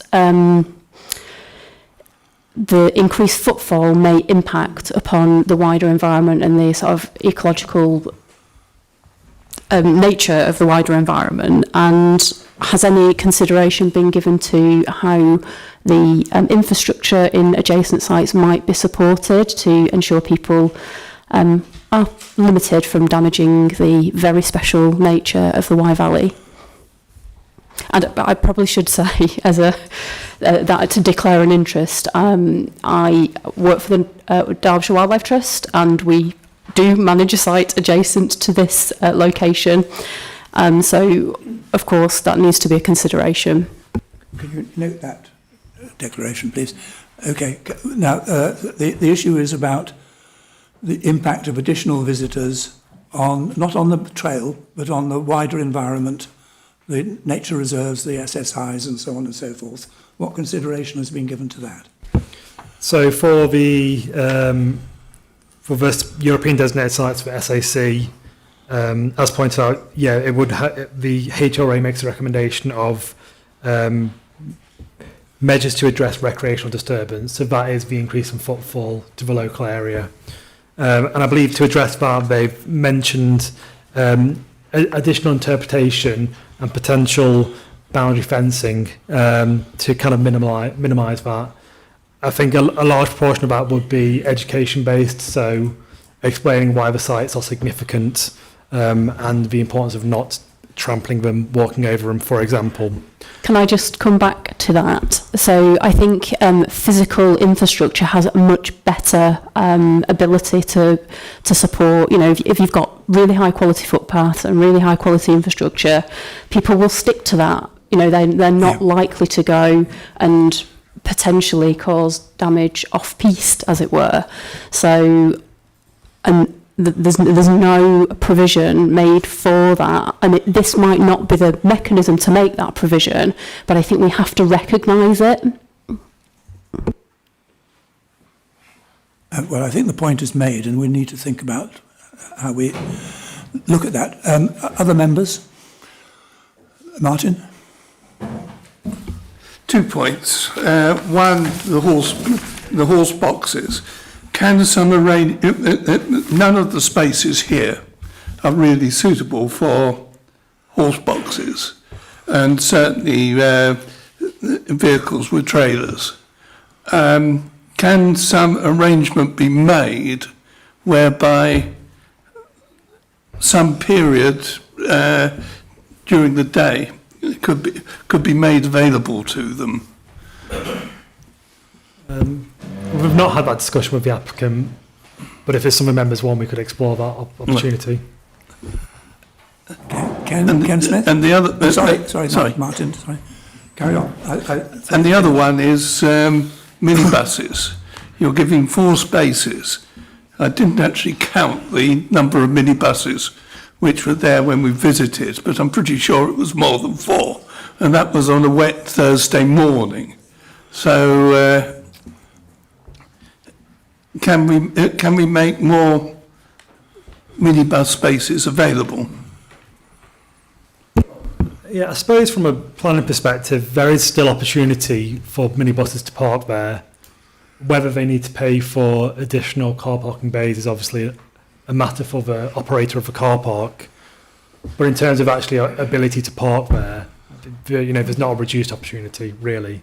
There is the car parking for large vehicles, and then the ability to park across a number of bays should they be full. Right, Ken, and then Janet. Thanks, Chair. And then Bill. I'm struck by perspectives to begin with. Partly in the report, where the submission from Taddington Parish Council notes that, or maintains that walkers struggle significantly at Millersdale, yet at the same time, Wormhill and Green Fairfield Parish Council describes it as a quiet and beautiful location. And then Dr. Mayer's characterisation of the application as being, well, let's say contrary to managing young people. It's all down to perspective in some respects, but that latter one is certainly not mine, not one I've gained from reading the reports. I think that we need to note the context within which we're operating these days. As I think Hannah noted in her submission, government now is providing funds to the authority specifically to generate income. It is in part an acknowledgement that there has been a significant drop in our direct government grant, and we're expected these days to earn income to maintain our ability to operate, to function, and one of those functions is the maintenance of a very popular national trail, which, as we have heard again, costs us £400,000 a year to maintain, and some people who make a profit from it don't contribute directly one iota. I think in terms of car park capacity, it's ironic, I think, in some respects, that on the one hand we are being harangued quite reasonably by Castleton and its area about our inability to provide appropriate car parking for people and their vehicles, and yet here we are with a significant car parking proposal, and we're being criticised in many respects for trying to make that provision. We note that there is already an over-capacity issue for some significant times of the year, and what we're trying to provide is an additional 48 car parking bays, not the 66 that's in the Taddington Parish Council submission. I think we have got to balance the impact of car parking provision in what was a railway siding against the provision that we can make in terms of the cycle hire function in the former goods shed. That gives us a locus on site. It gives us a presence.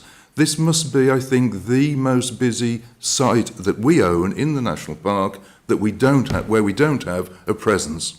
What we have in having that locus is an ability to educate users of the national park trail. And we've heard that on the basis of we've read on the basis of the Parsley Hay experience, only 10% of people who park up actually hire cycles. So we're making a provision to try to remove some vehicles from the adjacent roads, reduce our overcapacity issues whilst generating some income to create through the cycle hire area, where we will be creating employment, which was an issue that was being stressed when we heard the Tideswell application earlier on today, that there is an employment provision here. We don't have the staff to man that or person that facility. We would have to employ more people. But having that locus, having that presence, it's not just use of the trail, I would submit, but it's use of the adjacent footpaths and other facilities. Having that presence enables us, I would suggest, to, through things like the Peak Park Foundation, through our own grant-seeking abilities, to seek funds to make the repairs to footpaths in that area, because we have a base, because we can do the management, because we can do it. If we have the resources, we don't have the resources to do it at the moment, and this is one way of generating those resources. I hear the issues about the horse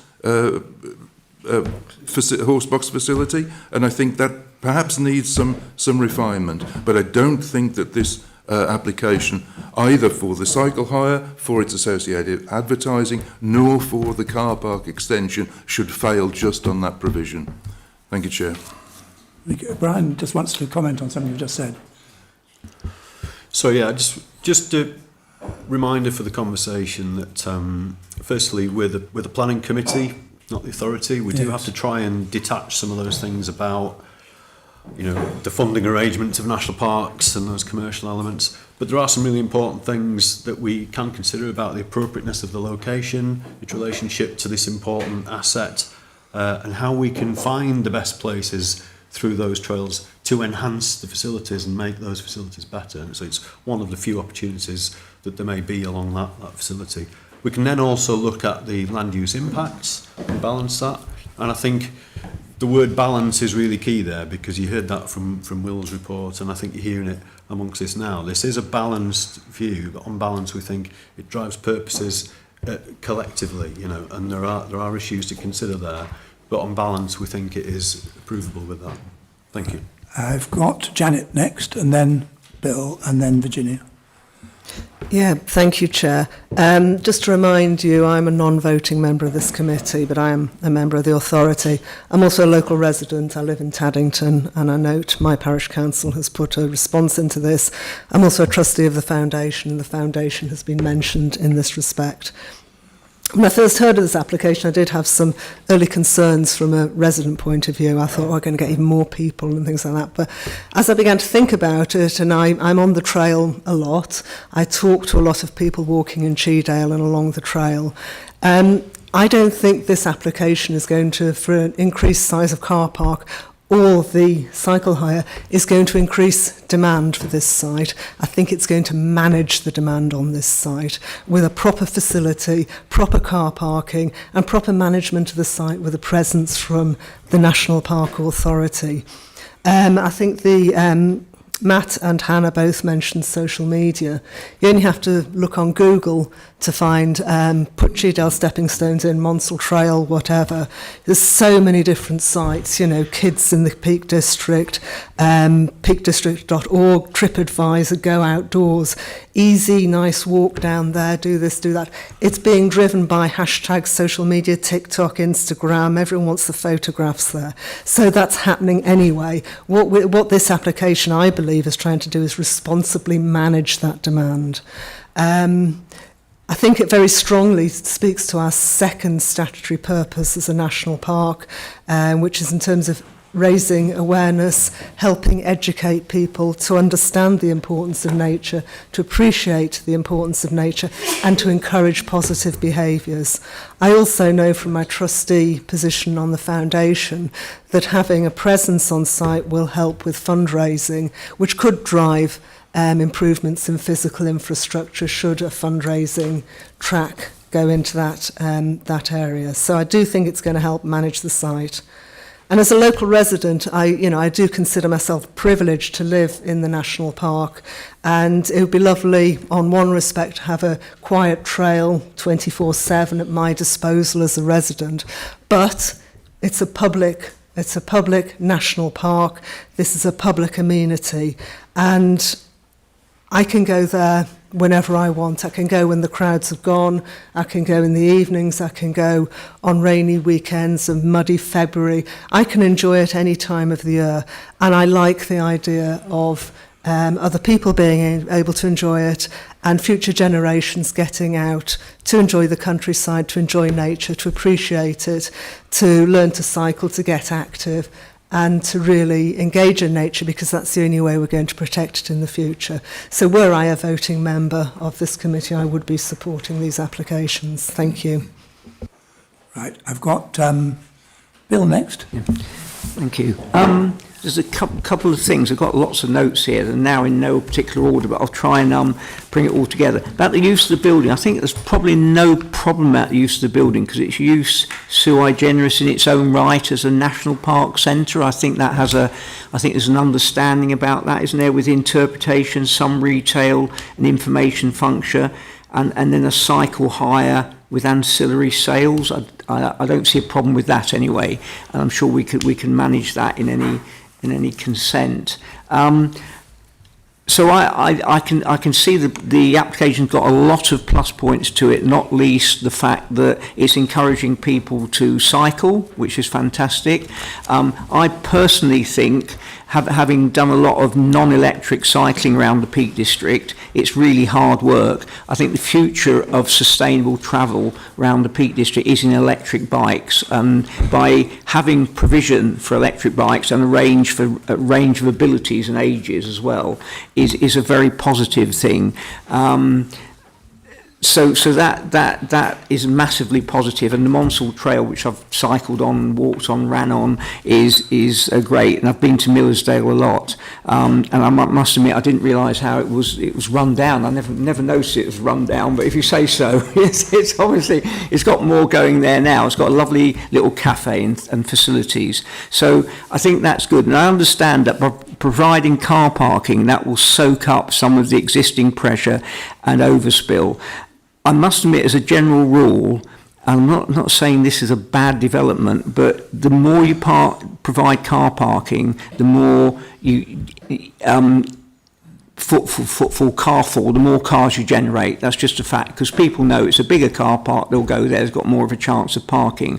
Although, about the minibus parking, I used to work at one of the centres that used to come there on minibuses. Personally, I thought it was an awful activity because we had to travel quite a long way to do quite a short activity, which isn't really, it's part of mountaineering, but anyway, abseiling. But hey, people do it and people like it. But I think what those centres will do, they won't come at busy times, because you won't want to set off on a half an hour, 40-minute journey with a chance of not parking. There'll be some very disappointed punters in that minibus, and that's not good. So I think that will probably manage itself, or as you say, people can take up 2 spaces if they need to. I think what I'm mainly concerned is that this provision, which is very good, it should be set in a bigger context. And I know if Matt was here, he talked again about having more of this provision on the edges of the park, so people use bikes to cycle and, link up trails, have proper off-road cycling, have cycle lanes along roads in order to get to the more sensitive and precious areas. And I would rate Millersdale as quite a sensitive, very special area in the park. And I want people, just like Janet, I'll just echo that. I live in the park, but I do want people to enjoy it as well. Everyone should have a right to enjoy it. That's really important as well. And we shouldn't just keep it for people who already have access for whatever reason. And it's just getting that balance. And I'm worried that as a cyclist, those roads round the Millersdale become more busy, because I've cycled in Millersdale, and at the moment it's sort of manageable. But then I guess I can choose to come at less busy times. So we had a brief discussion on site yesterday, but I would have liked to have seen a bigger plan about how with maps of the White Peak Loop, how that links to public transport, how that links to other routes, and as part of the application, because I think any sort of land use decisions needs to look at a bigger context. We're not just looking at this site, we're looking at how this site links to wider transport networks. And I think finally, just a comment, are we close to capacity on this site? As someone might want to have a view on that. And the other thing is, if this was a private, we should look at the merits of the case, not the fact that it's a Peak Park case. That's really important. The public would ask us to do that. Would we give this, if a private operator wanted to do this, would we grant something for similar? And finally, and there was another really important point. Oh yeah, I just would like to see some provision in the application or provision to encourage public transport to this site. I know there is a bus 7 times a day. Buses are in a bit of a mess at the moment. The mayors of the different authorities are trying to get hold of bus regulation and provision, but public transport in the Peak District is poor. It can only be described as poor, unreliable. And is there something we can do as part of this to get people into these central areas by public transport? Thank you. And I've got Ginny, and then I'm going to say something myself. Thank you. I've just got 3 points to make. The first one was to pick up on the bus. Can the applicant promote the use of the bus more energetically, please? It looks very much as though the 4 large parking bays are not sufficient. So can attention be given to increasing those? Maybe to 6 would be more viable. And is there anything that the authority can do to support the control of on-street parking? Is there any support that can be given to maybe local parish councils putting in applications for TRO applications? So, and aside from that, I would like to move accepting the proposal. Okay. That's seconded. Okay. Right. I'm not against this proposal in principle. I am concerned about the way we are applying our own policies to it. We have a policy which, I mean, sitting in the local plan group, for example, time and time again, people have been saying when we've been discussing parking, we have a policy. If you're going to enlarge a car park, you've got to get vehicles off the road.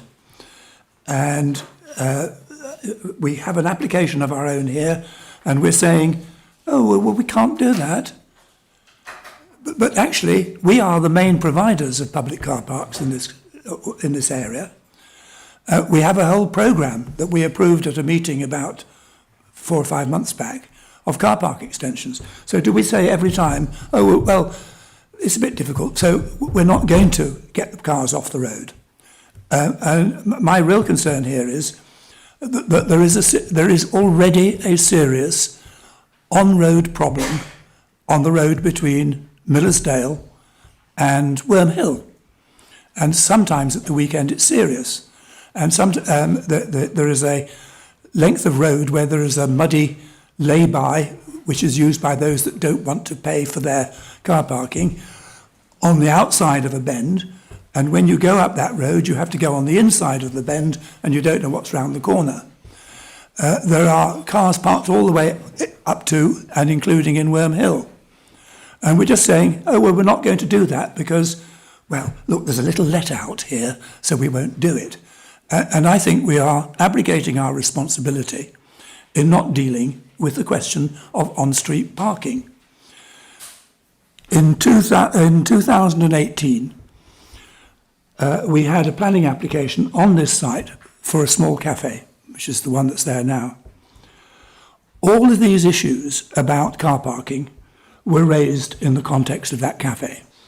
And we were told at the time, and I've checked it up in the last 2 days, and I'm right here, that, oh, there won't be a problem with parking, but don't worry, there'll be some lines put on the road outside. Of course, the lines were never put there. 2 years later, there was a shambles there. Traffic all over the place. I've seen a video of it, let alone occasionally coming across it. Absolute shambles, so bad that the county council had to make an emergency traffic regulation order. That has been, that is why the yellow lines are there now. What is happening here, and I don't object to it in principle, but I think we have to accept our responsibilities for it, is that this is moving away from a facility into an attraction in its own right. And Bill's quite right. As you build more car parking, there will be more people coming, it will become better known, and so on and so forth. And with the best will in the world, you can't blame it all on social media. Social media may be attracting them, but we are part of the reason that it makes it easier for them to go to these places and so on and so forth. We are part of the attraction on this car park. This problem is going to build up here if we don't do something to deal with the on-street car parking in the area. That is my principal objection to what I'm seeing in here. And I am not seeing, and I still haven't heard round this table, what are anticipated, what is anticipated in terms of traffic generation caused by the application as it's now put in here.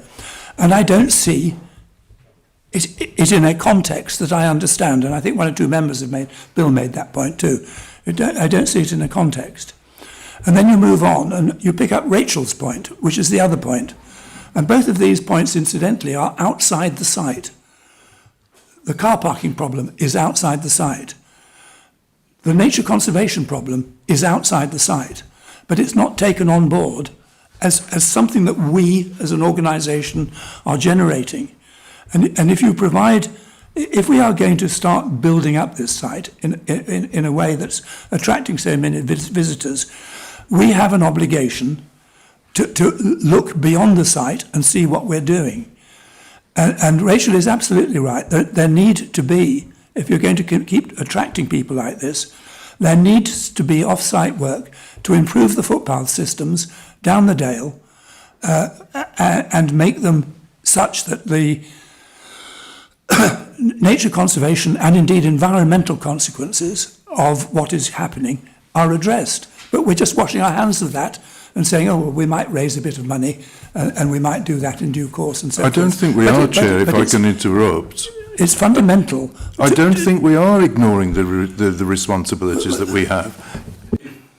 If you look at the car parking on-road facilities that are in the Millersdale area now, yesterday when we drove up from the bottom of the road, there are double yellow lines along the areas. 10 years ago, there were cars parked on each side of that road. There was an enormous problem with the traffic.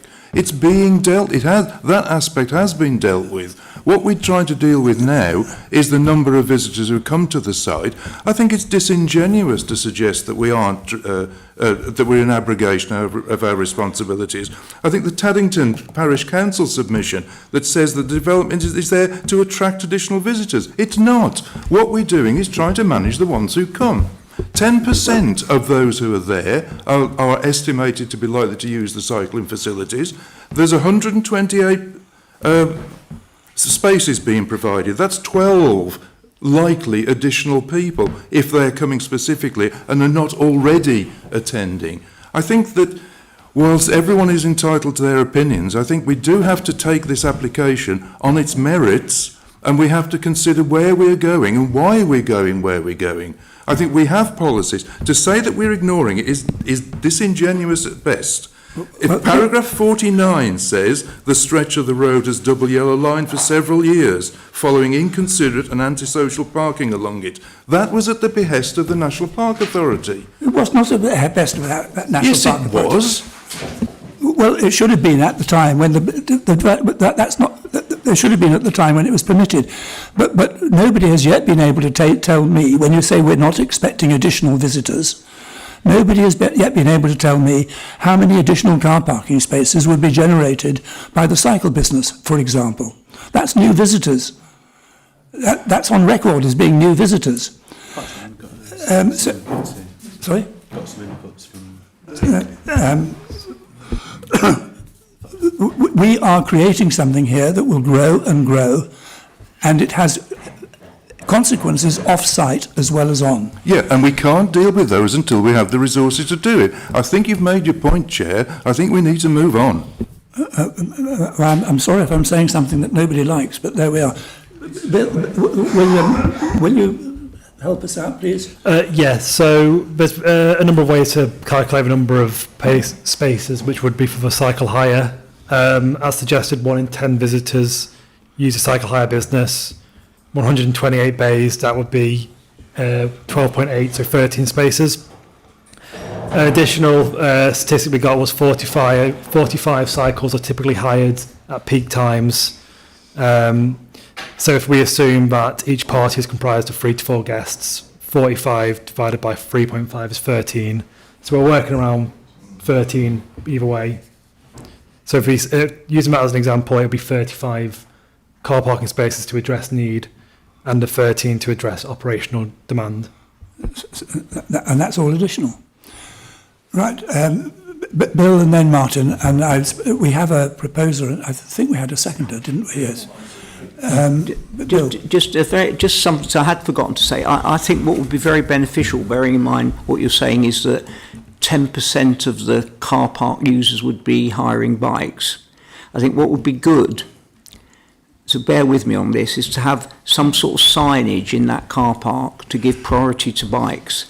because it is a shared space effectively. I've talked about this before in residential areas, but it's a shared space. So a lane or some sort of marking on the ground and a sign saying priority to pedestrians and bikes, because people will be cycling out of that hire facility, some of them beginners, young children, families. So I think that would be really good. That's a really positive thing. And you know, because car drivers, I don't know, are sometimes inconsiderate. Anyone ever come across that? You know, I think that would be really good. Even a mark in the middle of a slightly different colour. Yeah, we are in a very sensitive area, but something to say, this isn't a car park, this is a shared space, and hey, cycling's very important. Cycling's often get missed, so that I would say that. I just think that some of these problems could have been with some of this debate, because I've no idea what the yellow lines are. It would have been nice to have a map at the beginning to say this is the setting. We don't, I mean, when I learned about planning, I learned that things are in a setting, you know, not just the red line round the site. So what would have been good was to show where the parking restrictions are and where possibly we might need some more in order to manage this site and the surrounding areas. And I do honestly, and what Ginny said, a few other people have said, I think as part of this consent, we need to promote public transport, not just say we want to, but actually have a definite thing about promoting public transport. Every person that comes by public transport is one less car. So, and then finally, I think as part of the application, I think we should have a condition about monitoring the use of the car park and its capacity, because I think that would be very beneficial, because we're doing something here which I guess may be replicated elsewhere in terms of hiring electric bikes, family bikes and so forth. We need to see how it's being used, the site, and if we can set up a condition about regular monitoring, I think that would be really helpful, I think. Okay, Martin? And I'm going to take a vote. Two very quick points. One, it is possible to separate the walkers and the cyclists by directing them along the track bed of the railway line rather than through the car park. There is plenty of space there, and people know, and certainly for me, it's always been the normal route through. The other thing is that one thing we should be considering is that Derbyshire County Council and the National Park Authority have spent quite a lot of time developing an active travel network, and quite a lot of the discussion here on transport is actually covered by that work, and somehow we need to bring that. Bring that into into planning. It's already appearing in the new local plan, or at least the map is appearing within the local plan. But people need to be much more aware of it. Yes, please do. Just possibly last points. So the point about the relationship to planning policy and car parking, obviously we have said there are some yellow lines outside the area. I think one of the things we've got to consider in the use of, say, legal agreements or conditions is they've got to be fairly and reasonably related to the development. And so you end up looking at the distance and relationship of cars parked in the wider network and say how much of that is a response to or related to this development. So that's a fact and degree type point that we could think about, but clearly you can see that some of the outskirts of that site are already benefiting from double yellow lines. So if you're starting to go beyond Glebe Farm, how much is in relation to this site, how much is in relation to just other visitors walking into Cheadale? Even those in Wormhill are those using that from that point as well. So there's a relationship point that makes it difficult to assign a TRO directly, but that's the kind of planning debate and relationship at one point. The other point on public transport, again, how much can one application solve all of these issues? And Martin's right, you know, there is an active travel plan, there is other asset management plans in the national park, there's the role of the local authorities and MCA, and it's piecing jigsaws together with this, but it is fair to say that the Firstly, the active travel plan that we've designed includes the trails as our high-level network. It is where we want to direct people to for safe, family-friendly routes, good access to the national park, great experience. Phase 2 of that is actually coming forward, which is about scheme development. And one of the things that we really are trying to do as well as a national park is to look at the connection points from the east and west of the Monsell Trail that can allow people to access the national park without a car. So that is happening outside of this application as well, but I think you're right, it's about the coordination of all of that. So there is some wider context. Thank you. Thank you very much. Right, I'm taking that the proposer and seconder are proposing and seconding all three. Is that the case? Right, so the first one is agenda item 10, the interpretation space and National Park Centre. 11 first. Why? Because it's the 10's the first on the agenda. Oh, okay. I don't mind that. The one's dependent on the other. Right, so I'll deal with number 11 first for the sake of this discussion, which is the extension of the car park application. All those in favour? 1, 2, 3, 4, 5, 6. Those against? Anyone abstaining? Bill. Okay, thank you. The next one is the change of use from interpretation space to National Park Centre, etc., which is agenda item 10. All those in favour? All those against? Any abstentions? Me. And the third one is the advertisement sign on the side of the interpretation space. All those in favour? 1, 2, 3, 4, 5, 6, 7, 8. I might as well vote for that. And the next item is the Carbolite application. It's now 5 to 2. I think we can get through the next two applications very quickly. Are you happy to continue and get through them? Thank you. Right. I think the Carbolite one is pretty straightforward, so can we be as short as we can with it, please?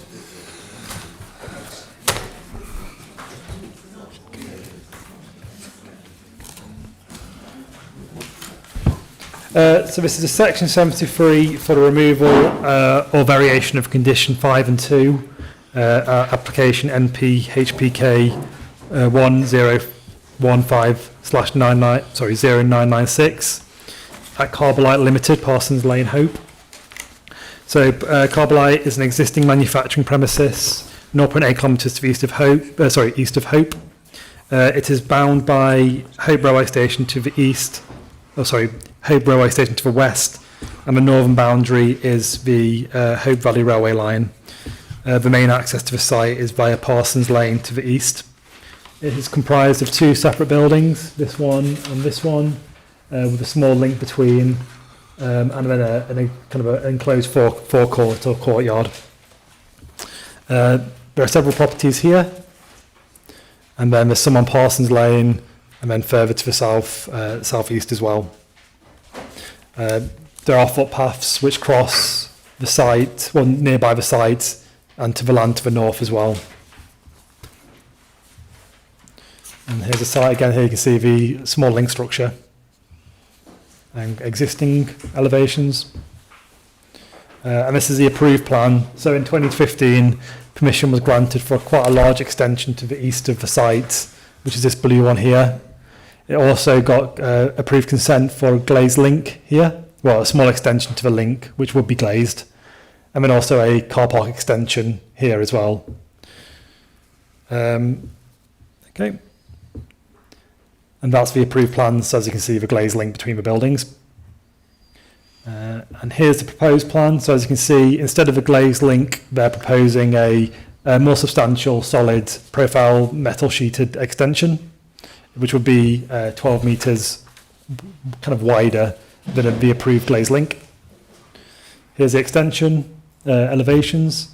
So it will extend from the existing link in a monopitch form. So there will be a small kind of valley running through the middle of it. And here you can see the front elevation. So it will be industrially characterised and designed. with a big shutter door, little windows. Again, finished in the same profile metal sheeting. 4.3 metres below the height of the adjacent buildings, recessed more than 6 metres back. So it's fine in design terms, kind of what you'd expect for a manufacturing premises. And here's some aerial views. Aerial views from Maria. And here it is. So as you can see, it's an existing forecourt. It's kind of already used in connection with the business. So all this really want to do is cover it up and allow for internal alterations, but it's not really expanding the operation. It's kind of more of a reorganisation. There you go. And here's where the approved car parking is. And there they have a separate access to the rear, which would lead to this private road to the site. So that's the approved car park, which just hasn't been built yet. Okay, and here's the site from the rear. As you can see, it's visible and a conspicuous feature in the landscape. However, the extension wouldn't really protrude much above the existing link. It would be slightly visible, but it wouldn't really. It would be marginally taller. So comprise of a very small alteration when viewed from the rear. And here's the road here's the view from Hope Road. So it would extend and it would be visible between these two buildings. There's quite good and mature planting along this boundary, but it seems to be quite.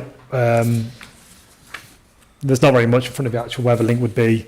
So we've suggested the inclusion of a landscaping condition just to get a couple of additional trees or planting to break up the massing from this elevation, just to reduce its overall impact. And then this application has also been supported by a noise assessment. The noise assessment assesses both the impact of the extant eastern extension and the proposed infill. It concludes that cumulatively there would not be an adverse impact on residential amenity. It's acceptable on flood risk. It's in a flood zone area, risk 2. But the flood risk assessment has confirmed that the proposal is acceptable with regard to flood risk. There has been some objections to it, which is why it's at committee, but it's thought that this is mainly due to the confusion between what a Section 73 application is, with many of the objections objecting to the original application as opposed to the amendments being sought. So none of the objections typically refer to the increase in the extension. A lot of them have a car park extension, which, as I say, is extant and can be implemented at any time. So to conclude, it's a small extension to an existing premises. There'll be no impact to highway safety or residential amenity, and subject to minor planting amendments along the southern boundary, there'll be no landscape impact. So it's in compliance with the development plan, and the recommendation is approved subject to the amended conditions. Thank you. Thank you.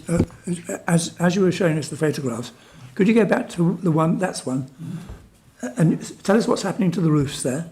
So you can see, you can really see, but that's better. Yeah. So this is the top of the existing building. Yeah. So the extension, that would be better to show you on the other plans actually.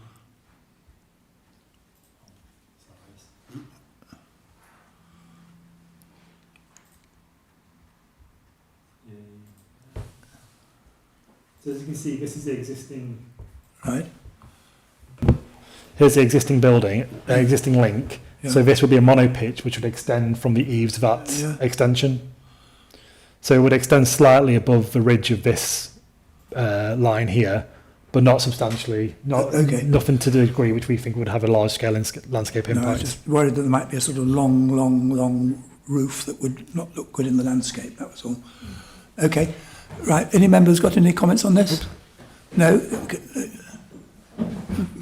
Very quickly, there's a gate across the road at the end of, on the right-hand photograph. Can we put a condition that that's maintained? Yeah, so the application, neither this amendment nor the original application sought vehicle access through that gate. So that is the end of a private road, and I think that dictates the boundary of Carbolite's ownership and the private road. So I think that gate has been retained just to make sure that vehicles don't use the station road and enter Carbolite from the rear, essentially. Well, yes, and obviously the objectors were worried that people would come in at the other end, and if they couldn't find space in the car parks there, will then drive through to the station car park. If that gate is maintained normally locked, that would not, that just would not happen. Yeah, so the original application was supported by documents which advised that cars would enter the overflow car park, which is this one. Sorry, this one. Yeah. And then it had flow diagrams to show that only pedestrian access would be allowed through that. Would be allowed along that private road into the Carbolite site. And it was that information which we used to make a decision on. So the applicant themselves aren't suggesting that access be allowed through that gate at all. I think they're very much of the understanding that their car parking is through the mechanical arm, and all of the final journey is essentially done on foot. Yep. And then the other heavy duty movements are done on Parsons Lane, which is a better access with better and direct route onto Hope Lane. Yeah. Okay. Right. I'll move it from the chair. Is that seconded? Anyone got any amendments or contributions to make? All those in favour? Anyone against? That is carried. And now we have the report of the legal officer. Anybody got any comments to make on that? Can I move it as to being noted? All those in favour? Anyone against? That's carried too. Thank you very much indeed. And that gets us to the end of the agenda at 2:05. Thank you.